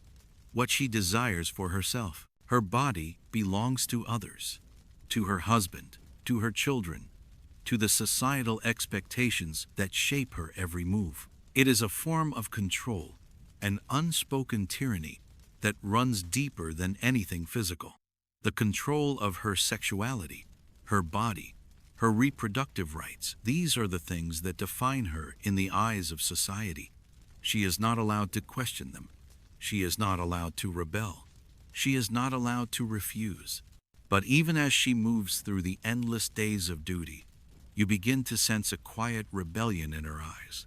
It is faint, almost imperceptible, but it's there. You can see it when she glances out the window, when she pauses to rest for just a moment, when she holds her child in her arms. There's a flicker of something, a longing for freedom, for control, for a life outside the rigid roles that have been imposed upon her. But she cannot allow herself to indulge this longing. There is no room for it in her world. She must suppress it, just as she suppresses everything else that threatens the perfect image of the Victorian woman. As she moves through her day, preparing meals, tending to her children, managing the household, she is constantly aware of her role as a mother, as a wife, as a reproductive vessel. There is no room for her to explore her own desires, her own feelings. She is always the caretaker, always the nurturer, always the dutiful wife. And in this, there is an emotional and physical toll that society does not see, cannot see. The exhaustion from the endless cycle of reproduction, the demands of managing a household, the emotional labor of constantly suppressing her own needs, desires, and frustrations, all of this weighs on her in ways that no one can understand. She knows that her body is no longer truly hers. It belongs to the expectations of society, to the demands of her husband, to the societal image of the perfect mother. There is no room for rebellion, no room for choice. Her role is clear, and she must fulfill it. And even as she gives herself over to the demands of motherhood, to the endless cycle of childbirth, she can feel the weight of it all. Her body aches, her mind is tired, and her heart longs for something more, something beyond the endless duties of a wife and mother. But there is no space for that. There is no room for her to be anything other than what society has deemed her to be. In the quiet moments, when the house settles into a semblance of calm, she allows herself to reflect on what could have been. If only she had control over her body. If only she could choose when to become a mother. If only she could pursue her own desires without the constant guilt of societal expectations. But those thoughts are fleeting. She cannot afford to linger on them. There is too much to do, too much expected of her. She is not allowed to be anything other than the perfect wife and mother, the obedient, self-sacrificing woman. The burden is heavy, but it is one she must bear, because there is no other choice. The cycle continues. The children grow, and so does the number of demands placed on her. She continues to give, continues to perform, continues to endure. Because in Victorian society, a woman's worth is not measured by her intellect, her desires, or her autonomy. It is measured by her ability to fulfill the role assigned to her, to be pure, to be a wife, to be a mother. And so, she endures, silently, quietly, day after day, knowing that there is no escape from the expectations placed upon her. You stand in the quiet, dimly lit drawing room, watching the woman move about her day with quiet precision. The house is quiet now, save for the soft rustling of her skirts and the occasional sound of her boots against the wooden floors. The late afternoon light filters through the window, casting long shadows across the room. But it feels like time is suspended here, almost as if the day, the hours, the minutes are all the same, repeating, relentless, as if there is no end to the roles that she must play. She adjusts the porcelain figures on the mantel, her movements measured and exact. Every piece must be placed just so, each one serving as a reflection of the life she must present to the world. She doesn't rush. She doesn't pause. She simply does what she must, as she has been taught. There is no space for spontaneity, no room for personal expression, only duty, only performance. The weight of societal expectations presses down on her like the layers of her dress, tight and confining. But she knows that to deviate from the role she's been given would be disastrous. You watch her carefully, and for a brief moment, you wonder what it would be like to step outside of the walls she's built around herself.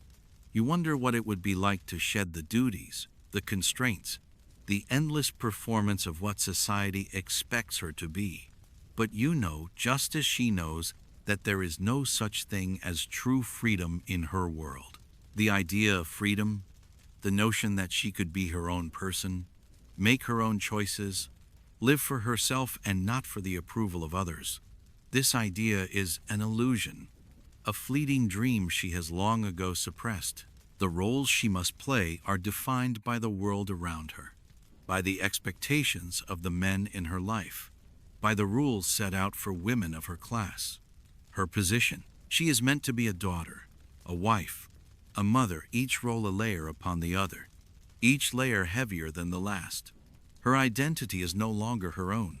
It is the sum of the roles she is expected to fulfill. She is not allowed to question these roles, to think beyond them, to desire anything outside of what society deems acceptable.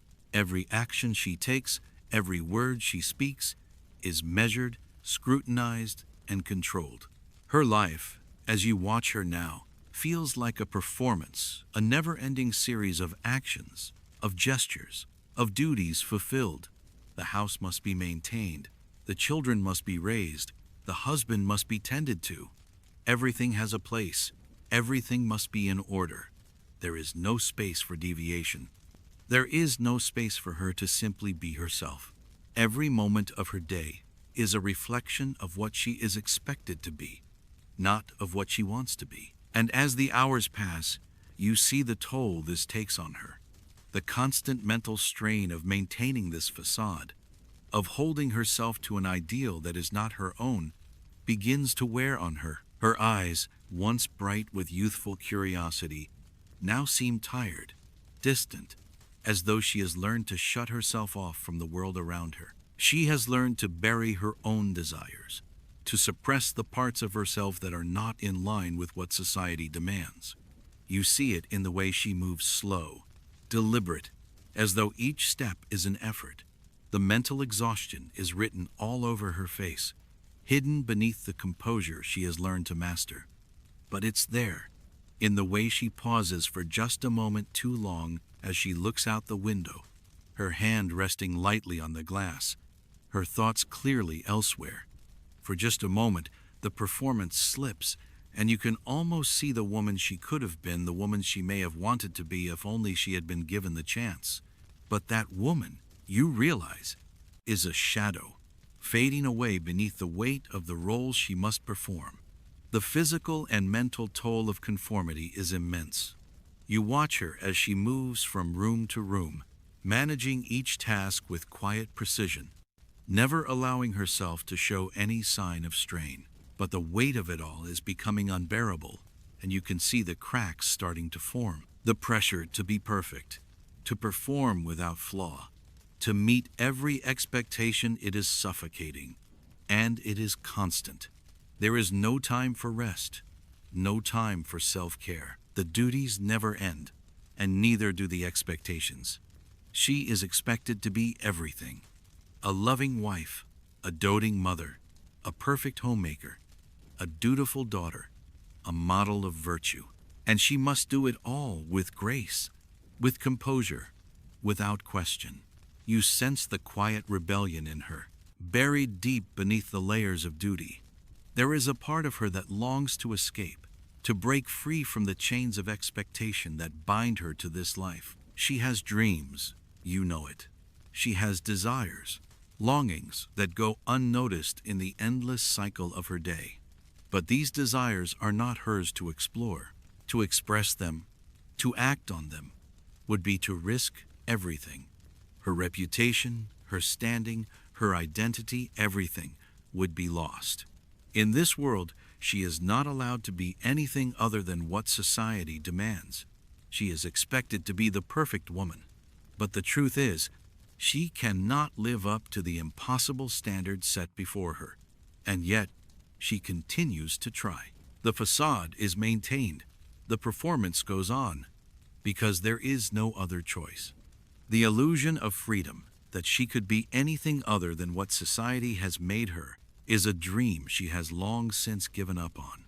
She cannot question the roles she plays. She cannot escape them. The freedom she seeks is unattainable. It is a dream that, for women like her, will never be realized.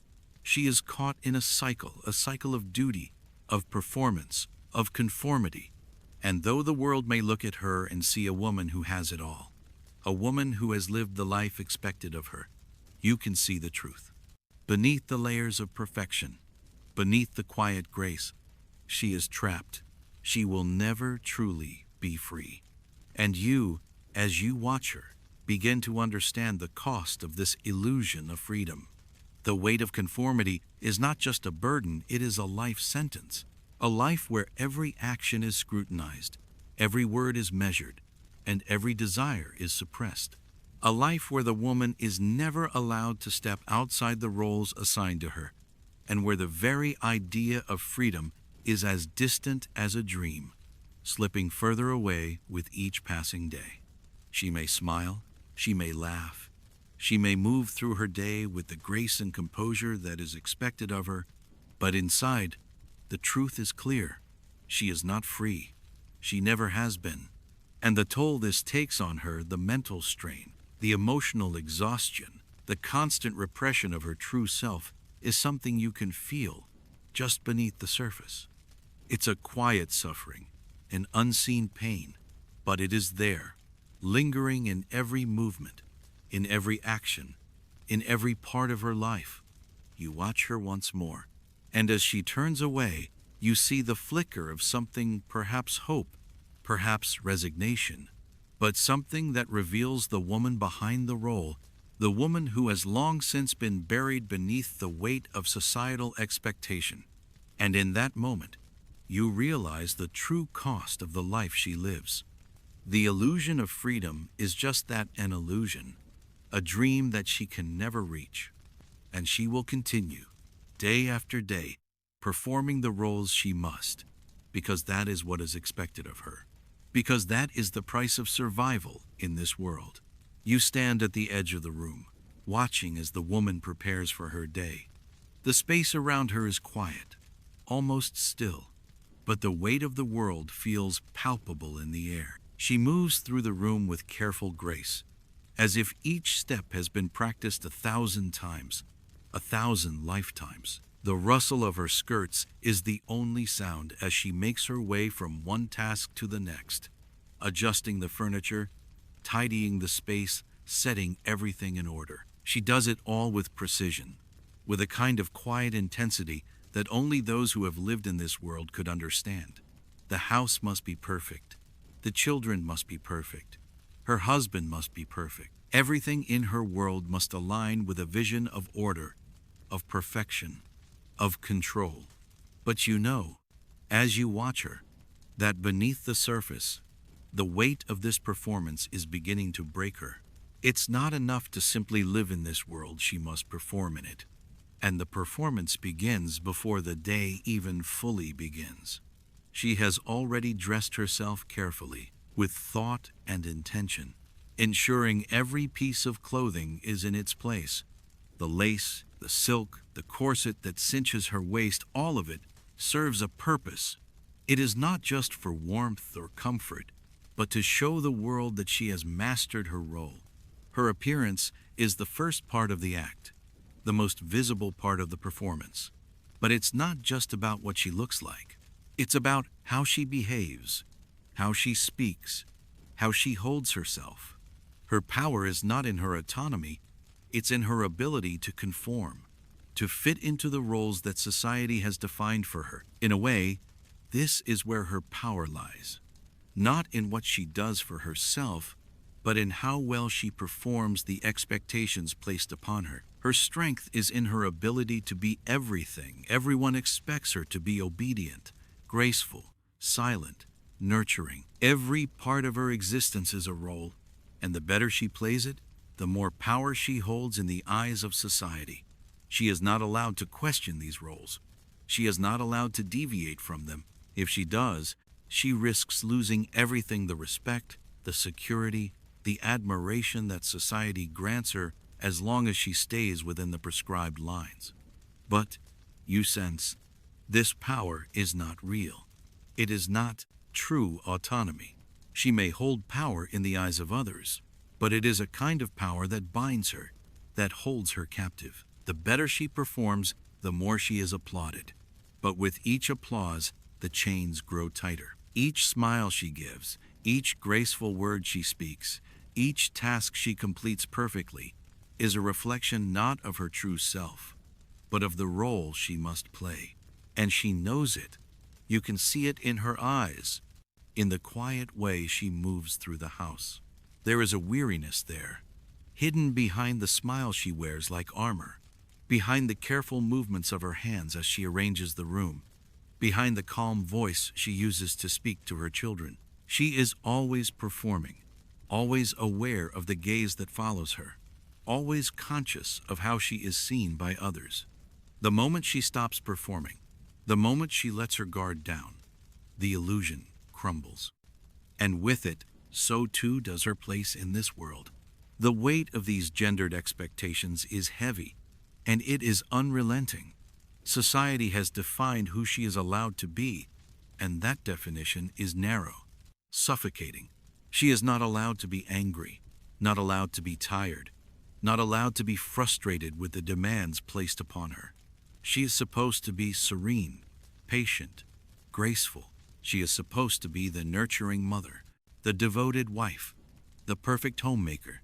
Anything beyond that is seen as a threat to the social order, a deviation from what is proper, and so she conforms, not because she chooses to, but because to do otherwise would mean losing everything: her place in society, her family's respect, her very identity.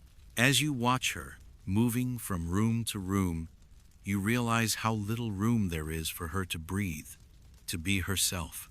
Each moment of the day is filled with a performance, a careful balancing act of behavior, appearance, and actions. She doesn't have the luxury of indulgence. She doesn't have the freedom to express her true emotions, her true thoughts, her true self. She must be everything to everyone, and in doing so, she has lost sight of who she is outside of the roles she has been assigned. You see the toll it takes on her, the subtle signs of strain that show through the cracks of her perfect performance. There is a tension in her jaw, a slight tremor in her hands when she arranges the dishes, a quick flicker of doubt when she smiles at her husband. She is constantly in motion, constantly performing, constantly trying to keep everything in its place. But beneath the surface, you know that she is tired physically, mentally, emotionally. There is no time for rest. There is no space for her to be weak, to show vulnerability, to ask for help. There is only the relentless drive to meet the expectations set before her. The mental strain of constantly performing is overwhelming. You can see it in the way she pauses, just for a moment, as she gathers herself before opening the door to the parlor, where her guests await. She takes a deep breath, adjusts her posture, smooths her dress one last time, and then, with a smile, she enters the room, her performance resuming with flawless precision. But inside, There is a fatigue that runs deep. It is not just the exhaustion of her body, but the exhaustion of her mind, the constant self-monitoring, the constant calculation of every word, every gesture, every glance. She is always aware of how she is seen, always conscious of the roles she must play, and it drains her in ways that nothing else can. The emotional burden is just as heavy. You see how she speaks to her children with the softest of voices, how she nurtures them, guides them, loves them, but there is something in her eyes, something that speaks of longing, of a desire to be more than just a caretaker, a performer. She would never express it, of course. She cannot afford to. The role of mother is one she must fulfill, without question, without deviation. And yet, there is a part of her that wonders what it would be like to be free from the expectations, to be able to explore her own desires, her own needs, her own dreams. But that freedom is a fantasy. It is a dream that has no place in her world, in her reality. The roles she must play are too strict, too well defined. She is confined to a world that demands her submission, her compliance, her perfection, and the psychological toll is immense. Every day, she must push her own desires aside, push her own emotions down, and continue performing. Every moment of grace, every act of self-sacrifice, every smile, every word, it is all a performance. A performance she must maintain at all costs. In the quiet moments of her day, when no one is watching, you can see the weariness in her eyes. The emotional and mental exhaustion that she carries with her hidden beneath the flawless performance of her life is starting to take its toll. But she doesn't stop. She can't stop, because in this world, there is no room for imperfection. There is no room for deviation. There is only the performance of power and the performance of gender roles. The performance must continue, because if it doesn't, everything will unravel. So she continues, day after day, acting the part, performing the role, until one day when the weight becomes too much to bear, she will collapse beneath it all. Until then, she plays her role with perfect grace, her strength hidden behind a flawless facade, her power held together by the performance she must never stop. You sit in the quiet corner of the room, watching the woman as she moves through her day, her every action a careful dance of duty and expectation. The house is immaculate, the children well behaved, her husband pleased with his evening meal. From the outside, it seems like the perfect life, the life that Victorian society demands, the life that she is supposed to lead.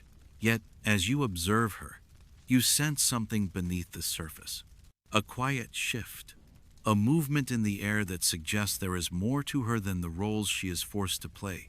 The perfection of her outward performance is not the whole story. She may smile and greet the guests, may tuck the children into bed with a gentle kiss. But there are moments, small moments, when her eyes betray her, when she allows herself a fleeting look of something different. It's almost imperceptible, but it's there, like a whisper carried on the wind, a hint of rebellion, a spark of desire for something more than this constrained existence. In the solitude of her private moments, when no one is watching, you see it. The books she hides beneath her bed, the letters she writes to a friend, filled with thoughts and ideas that have no place in her world. She reads when she can, whenever there's a spare moment, even if it's only a few pages before the day calls her back into the performance of her duties. She is not supposed to read these things, books that challenge the status quo, books that ask questions, books that suggest there might be another way of living, but she does. Every small act of defiance is a small victory. She doesn't voice her rebellion out loud, but she feels it in the quiet of her mind, in the privacy of her thoughts. She knows that society would never allow her to openly rebel, to challenge the roles placed upon her. There are too many rules, too many expectations.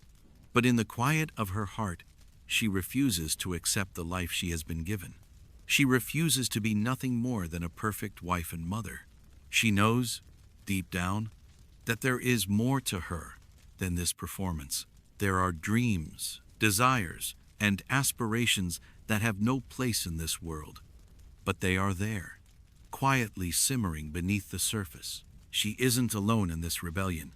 Slowly, quietly, more women around her begin to share the same frustrations, the same desire for something more. They whisper to each other, in hushed tones, about the limitations they face, about the roles they are forced to play. It starts with small conversations, shared in the privacy of their homes, in the corners of drawing rooms, or over tea in the afternoon. They talk about their dreams, their frustrations, their desires. They speak of the lives they wish they could lead, the things they wish they could do. It is a silent rebellion, but it is real. Over time, these whispered conversations grow. The women begin to understand that they are not alone in their frustrations.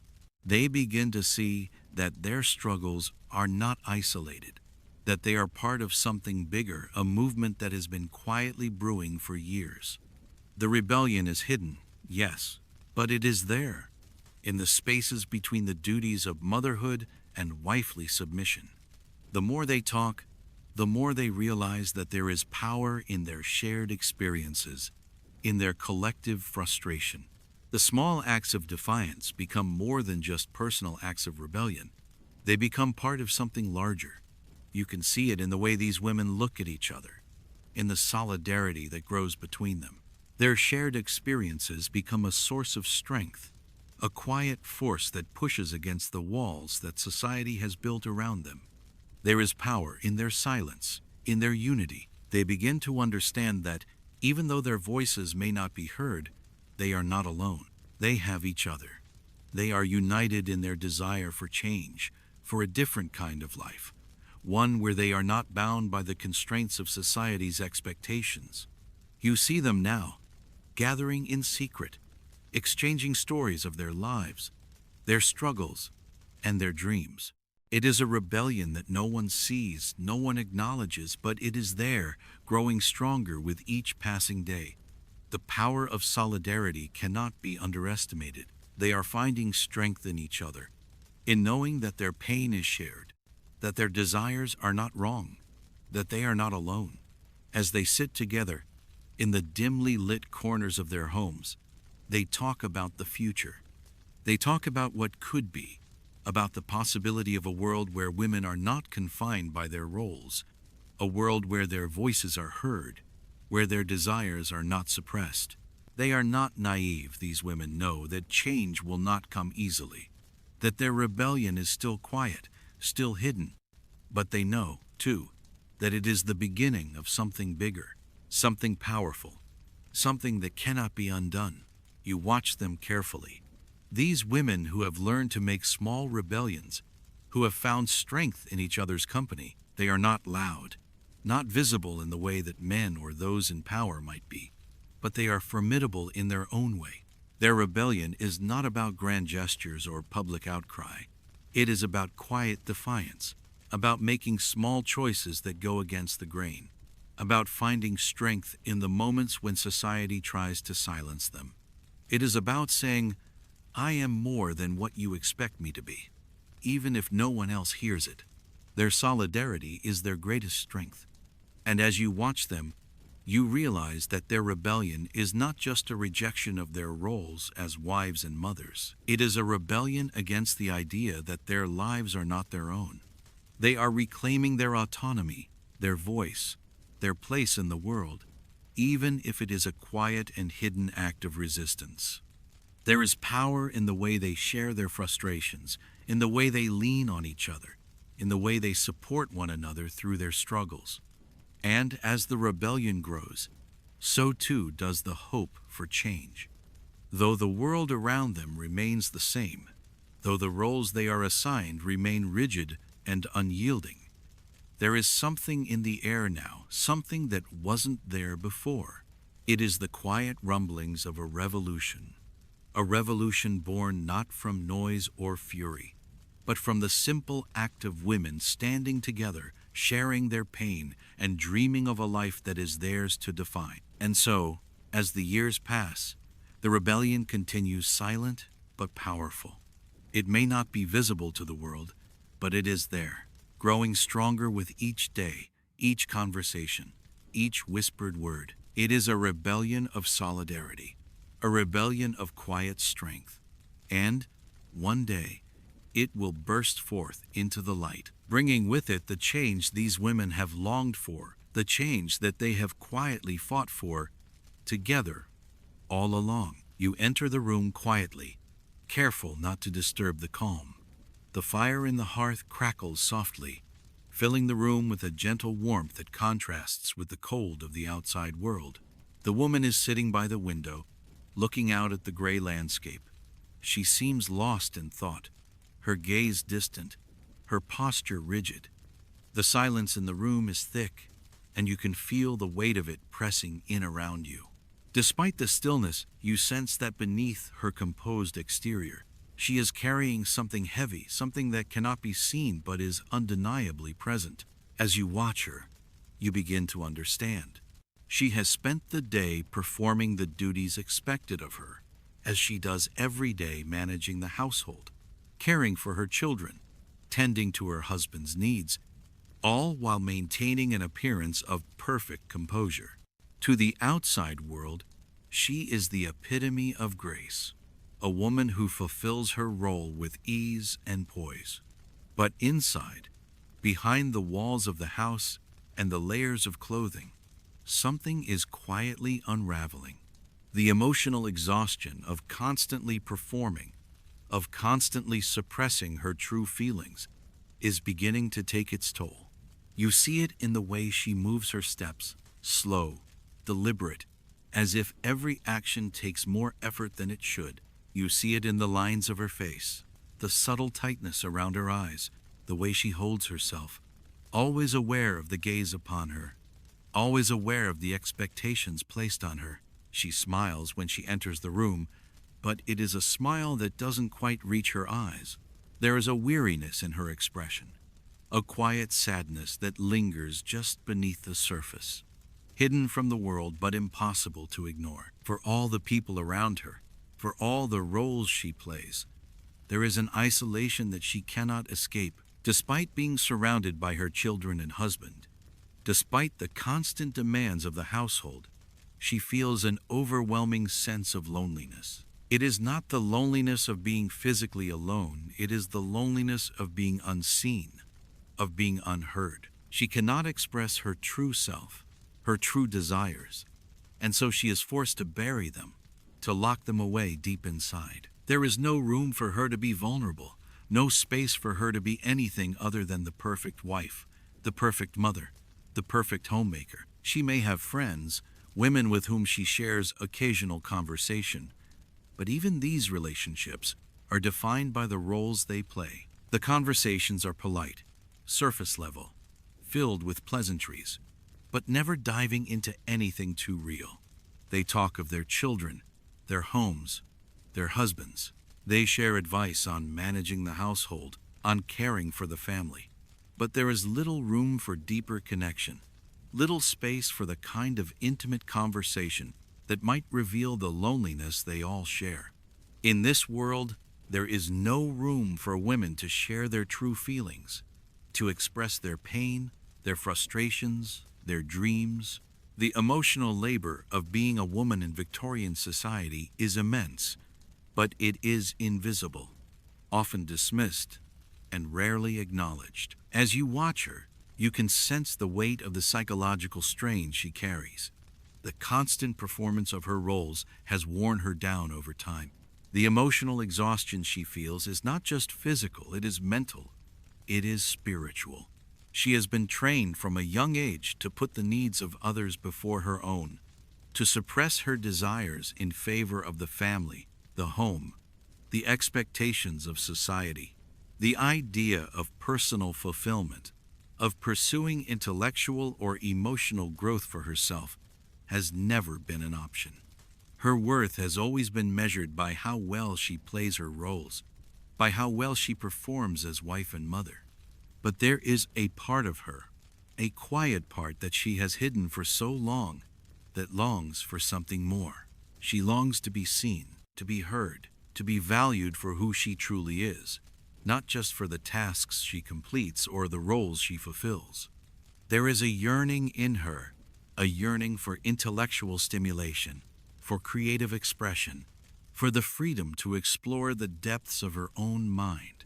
But this yearning is buried beneath the weight of her responsibilities.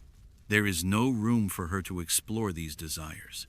There is no space for her to grow outside of her role as caretaker and nurturer. And so she continues on. She smiles, she serves, she performs, but beneath the surface the strain is building. She feels it in the tension in her neck, in the knot that has formed in her stomach, in the sleepless nights when her mind races with thoughts she cannot share. The constant repression of her desires, the constant suppression of her true self, is taking its toll. The emotional exhaustion is overwhelming, and there is no relief. There is no escape. You watch her as she sits in silence, her thoughts far away. She is a woman who has been conditioned to serve, to sacrifice, to give, and to never ask for anything in return. Her life is one of quiet submission, of constant duty, and of unacknowledged suffering. But she carries on, because that is what she is expected to do. She has been taught that her worth lies in her ability to perform, to keep the family together, to maintain the house, to serve her husband, to be the perfect mother. But the weight of these expectations is beginning to break her. The psychological toll of living in such a constrained world is immense. The constant pressure to conform to society's ideals, to be the perfect woman, the perfect wife, the perfect mother, it leaves no room for her to breathe, no room for her to think beyond the roles she has been assigned. She is forced to suppress her true feelings, to lock away her emotions, to put on a mask of calm composure. But behind that mask, behind the facade of perfection, there is a woman who is struggling to reconcile the person she is with, the person society demands her to be. You see the cracks starting to show. The sleepless nights are becoming more frequent, the frustration more evident. She holds it all in, as she has been taught to do. But you can see the strain in her eyes. The psychological burden is becoming too much to bear.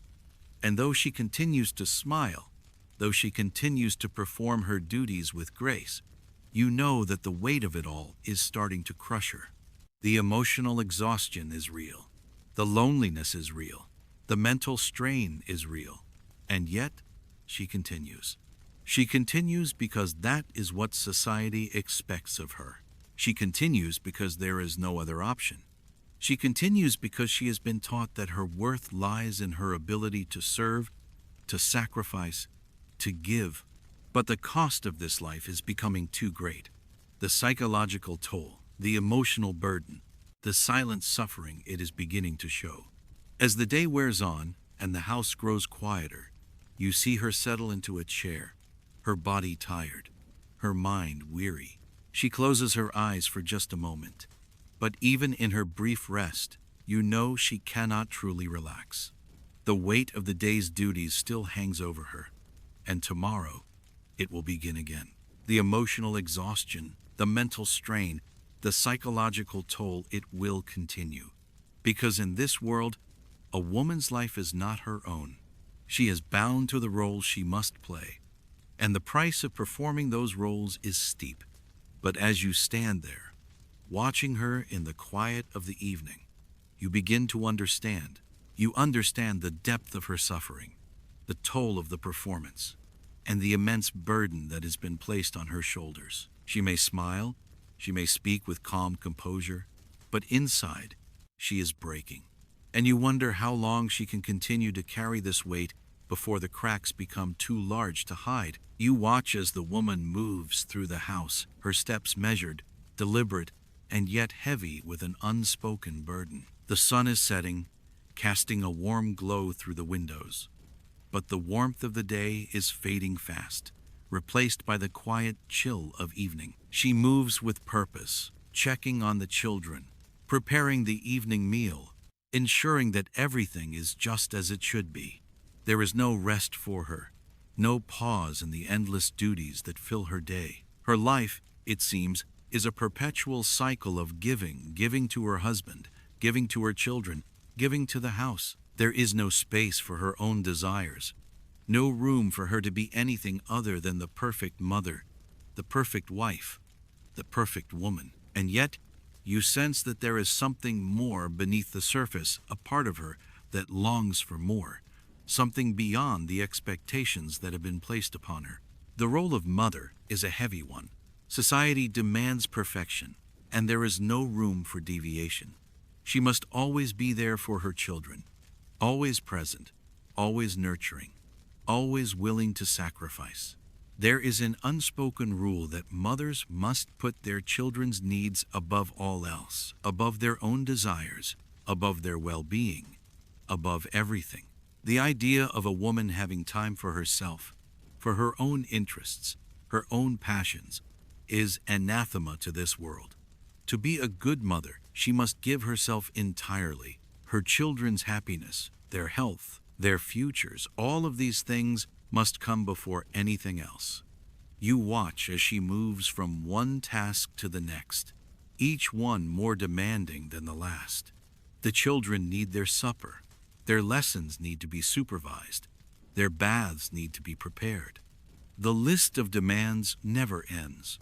There is no time for her to rest, no time for her to reflect, no time for her to be anything other than the person her family needs her to be.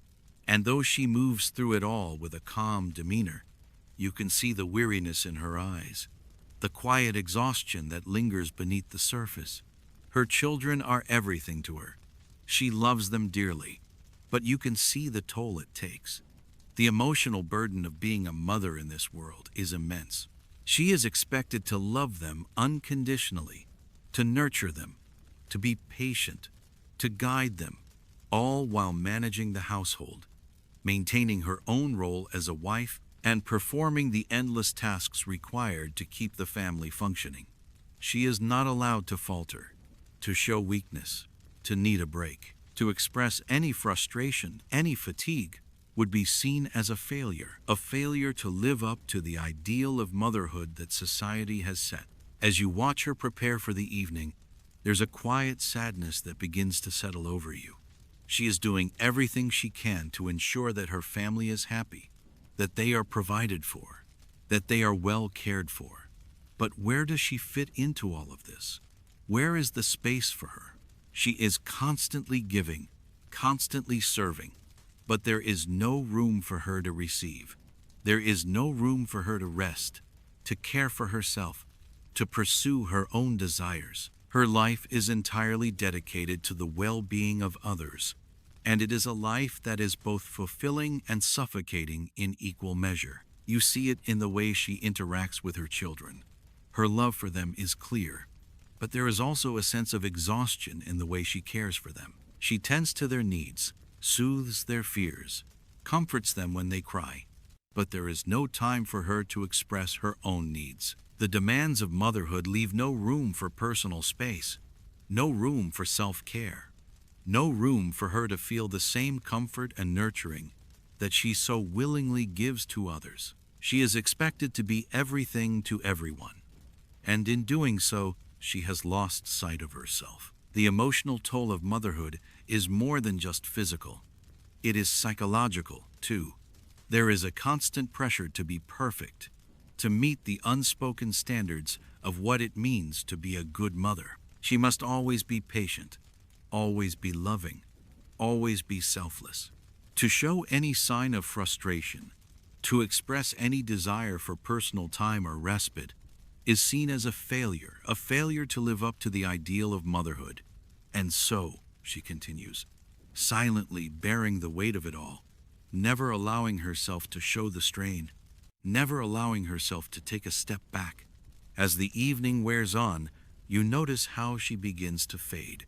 The energy that she once had, that she poured into every task, every word, every gesture, is slowly being drained away. She continues to care for her children, to prepare their beds, to make sure they are tucked in safely for the night, but there is an undeniable fatigue that marks her every movement. The weight of motherhood, the weight of responsibility, is beginning to take its toll, and you can feel the silent exhaustion in the air. But she does not stop.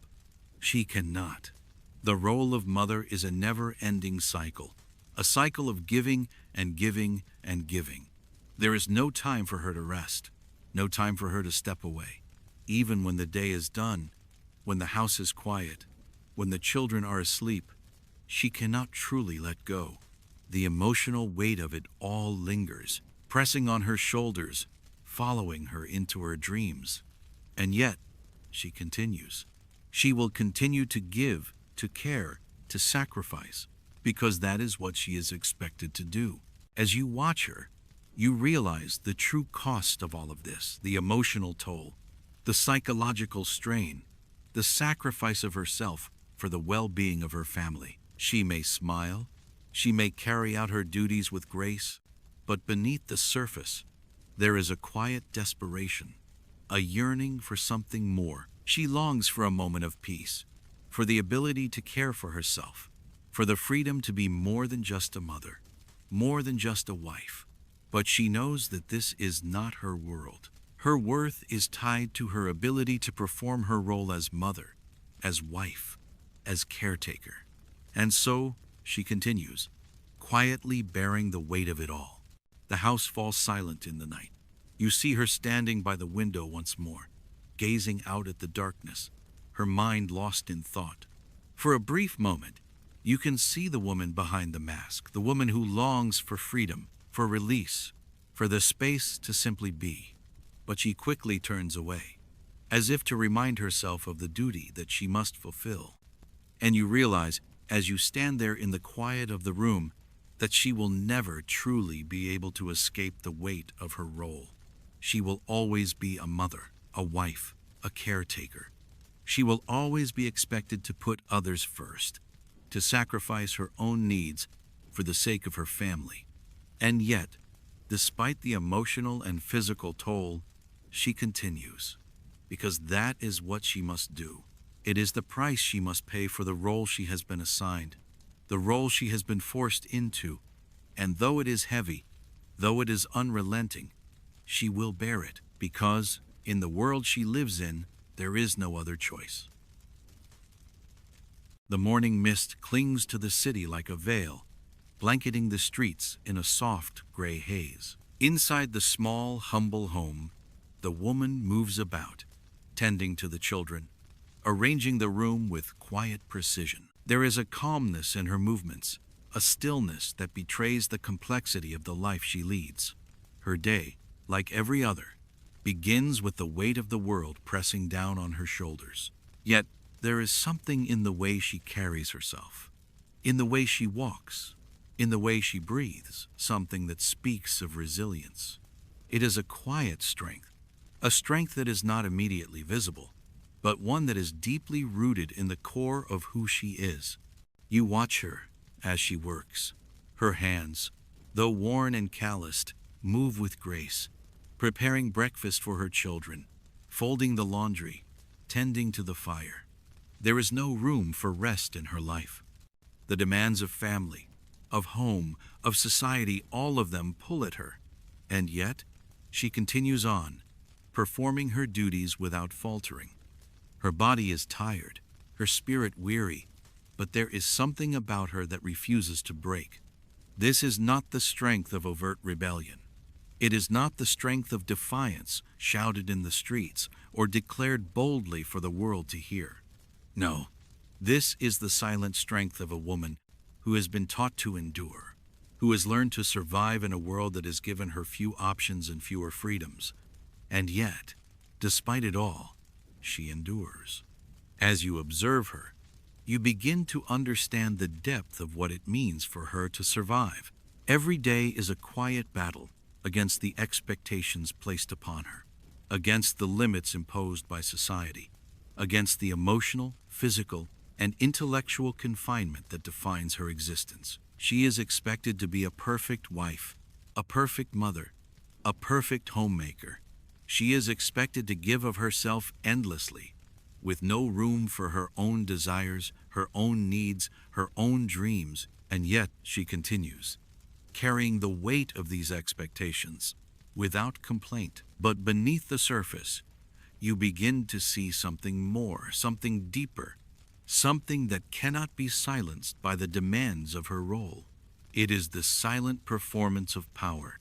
In every action she takes, in every choice she makes, there is a quiet resistance to the world that seeks to suppress her. She has learned to navigate the constraints of her life with grace, to move within the boundaries set for her without losing herself entirely. She has learned that, even within the confines of her role, there is power. Power in her ability to survive, power in her ability to endure, power in her ability to maintain her integrity in a world that seeks to define her. You watch as she sits for a moment, catching her breath before moving on to the next task. Her mind races with the thoughts of what comes next: the laundry, the cooking, the cleaning, the children. There is no pause, no space for her to be anything other than what the world demands. And yet, even in this, there is strength.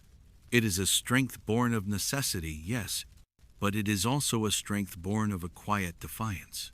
She knows that in a world where women are expected to be seen and not heard, her ability to endure, to maintain, to continue on despite everything is an act of rebellion in itself. Her resilience is not loud or visible in the traditional sense. It does not come in the form of protest or revolution, but it is no less powerful for its quiet nature.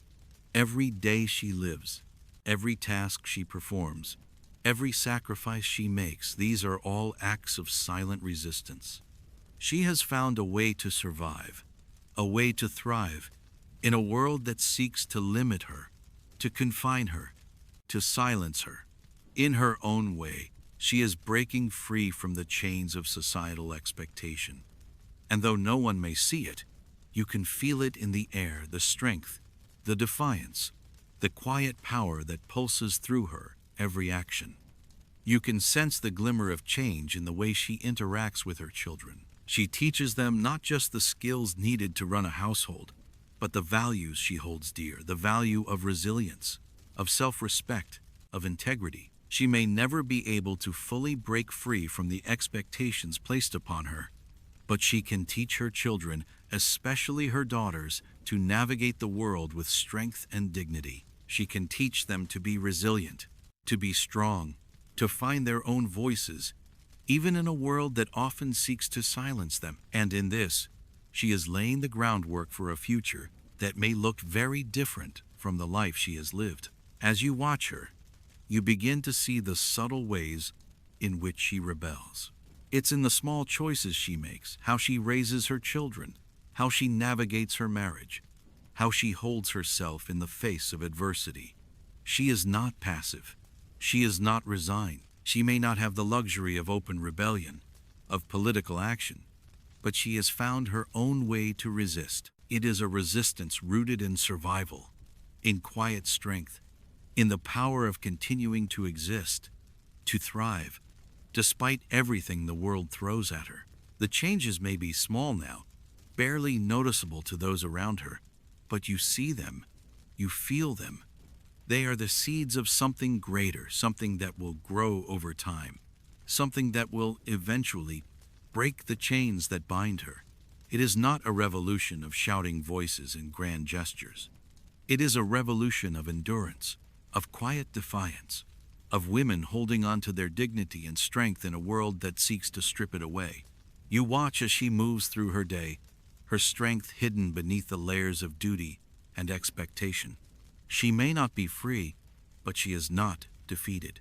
In the silence of her rebellion, in the quiet performance of her role, she holds on to a power that the world cannot take from her. It is the power of resilience, the power of survival, the power of women who refuse to be silenced, even when their voices are not heard. And as you leave the room, you carry with you the understanding of what true strength looks like. It is not always loud, it is not always visible, but it is always there, in the quiet acts of resistance, in the endurance, in the silent power that women, like the one you just watched, carry with them every day. They may be confined by societal expectations, but their strength cannot be bound. The seeds of change have already been sown, and one day they will grow into something far greater than anyone could have imagined.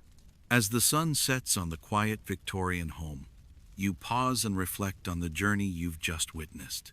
A day in the life of a Victorian woman, once viewed through the lens of historical fact and societal norms, has unfolded in front of you, revealing layers of struggle, resilience, and sacrifice that are often hidden beneath the surface. The tasks she performs, the roles she plays, the expectations she bears, everything in her life is shaped by a world that demands perfection, conformity, and submission. Yet, despite the weight of these burdens, she endures. She survives. But survival, you realize, is not the same as living freely. Her struggle is not just about getting through the day, it's a fight for something deeper, something that reaches beyond the confines of duty. It's a fight for identity, for autonomy, for personal happiness in a world that tries relentlessly to suppress all of it. She is constantly performing, constantly adjusting herself to meet the expectations of others. But inside, there is a woman, many women, in fact, who longs for more than a life of prescribed roles, more than the weight of others' judgment, more than the silence of repression. And yet, even within these constraints, a quiet rebellion is taking root. It is not a rebellion of grand gestures or dramatic speeches. It is a rebellion of small acts, reading in secret, whispering among friends, holding on to the belief that there is something more than what society has planned for them. It is the rebellion of endurance, of surviving in a world that has tried to break them. You can see it in the way these women find ways to communicate with each other, to share their frustrations, their desires, their dreams. They may never speak openly about it, but they share something far more powerful, a sense of solidarity. In this solidarity lies the beginning of change. It may not have come quickly, and it may have been so quiet that no one noticed at first. But change did come. The rebellion may have been silent, but it was steady, and it was growing. As you reflect on the struggles of these women, you are reminded of something fundamental: their quiet strength. It was a strength that carried them through each day, a strength that held them together in the face of relentless expectations and societal pressures. It was a strength that was often invisible, unseen by the world around them, but no less powerful for its quietness. These women found ways to endure, to survive, to keep going, even when the weight of their roles seemed unbearable. Their endurance was not just a testament to their ability to perform, it was a testament to the power of hope, of the belief that change is possible, even in the darkest of times. In the quiet moments of their lives, these women held on to a vision of something more. They may not have been able to achieve it in their time, but they planted the seeds for future generations. They passed on the belief that change was possible, that women could one day break free from the constraints of their roles, that one day their voices would be heard. As you step away from this story, you carry with you the reminder that even in the most oppressive circumstances, the human spirit cannot be fully extinguished. It may be quiet, it may be hidden, but it is always there, waiting for the right moment to rise. The struggles of these Victorian women, their quiet acts of rebellion, their strength in the face of adversity, they are the foundation of change. And in their silent endurance, we find hope. The power of hope and solidarity is perhaps the greatest lesson of all. It is in the small, quiet moments of defiance that true change begins. And though the path toward equality, freedom, and self-expression has been long, it is paved with the silent strength of those who refused to be broken, who endured, who hoped, and who fought against all odds for a better future.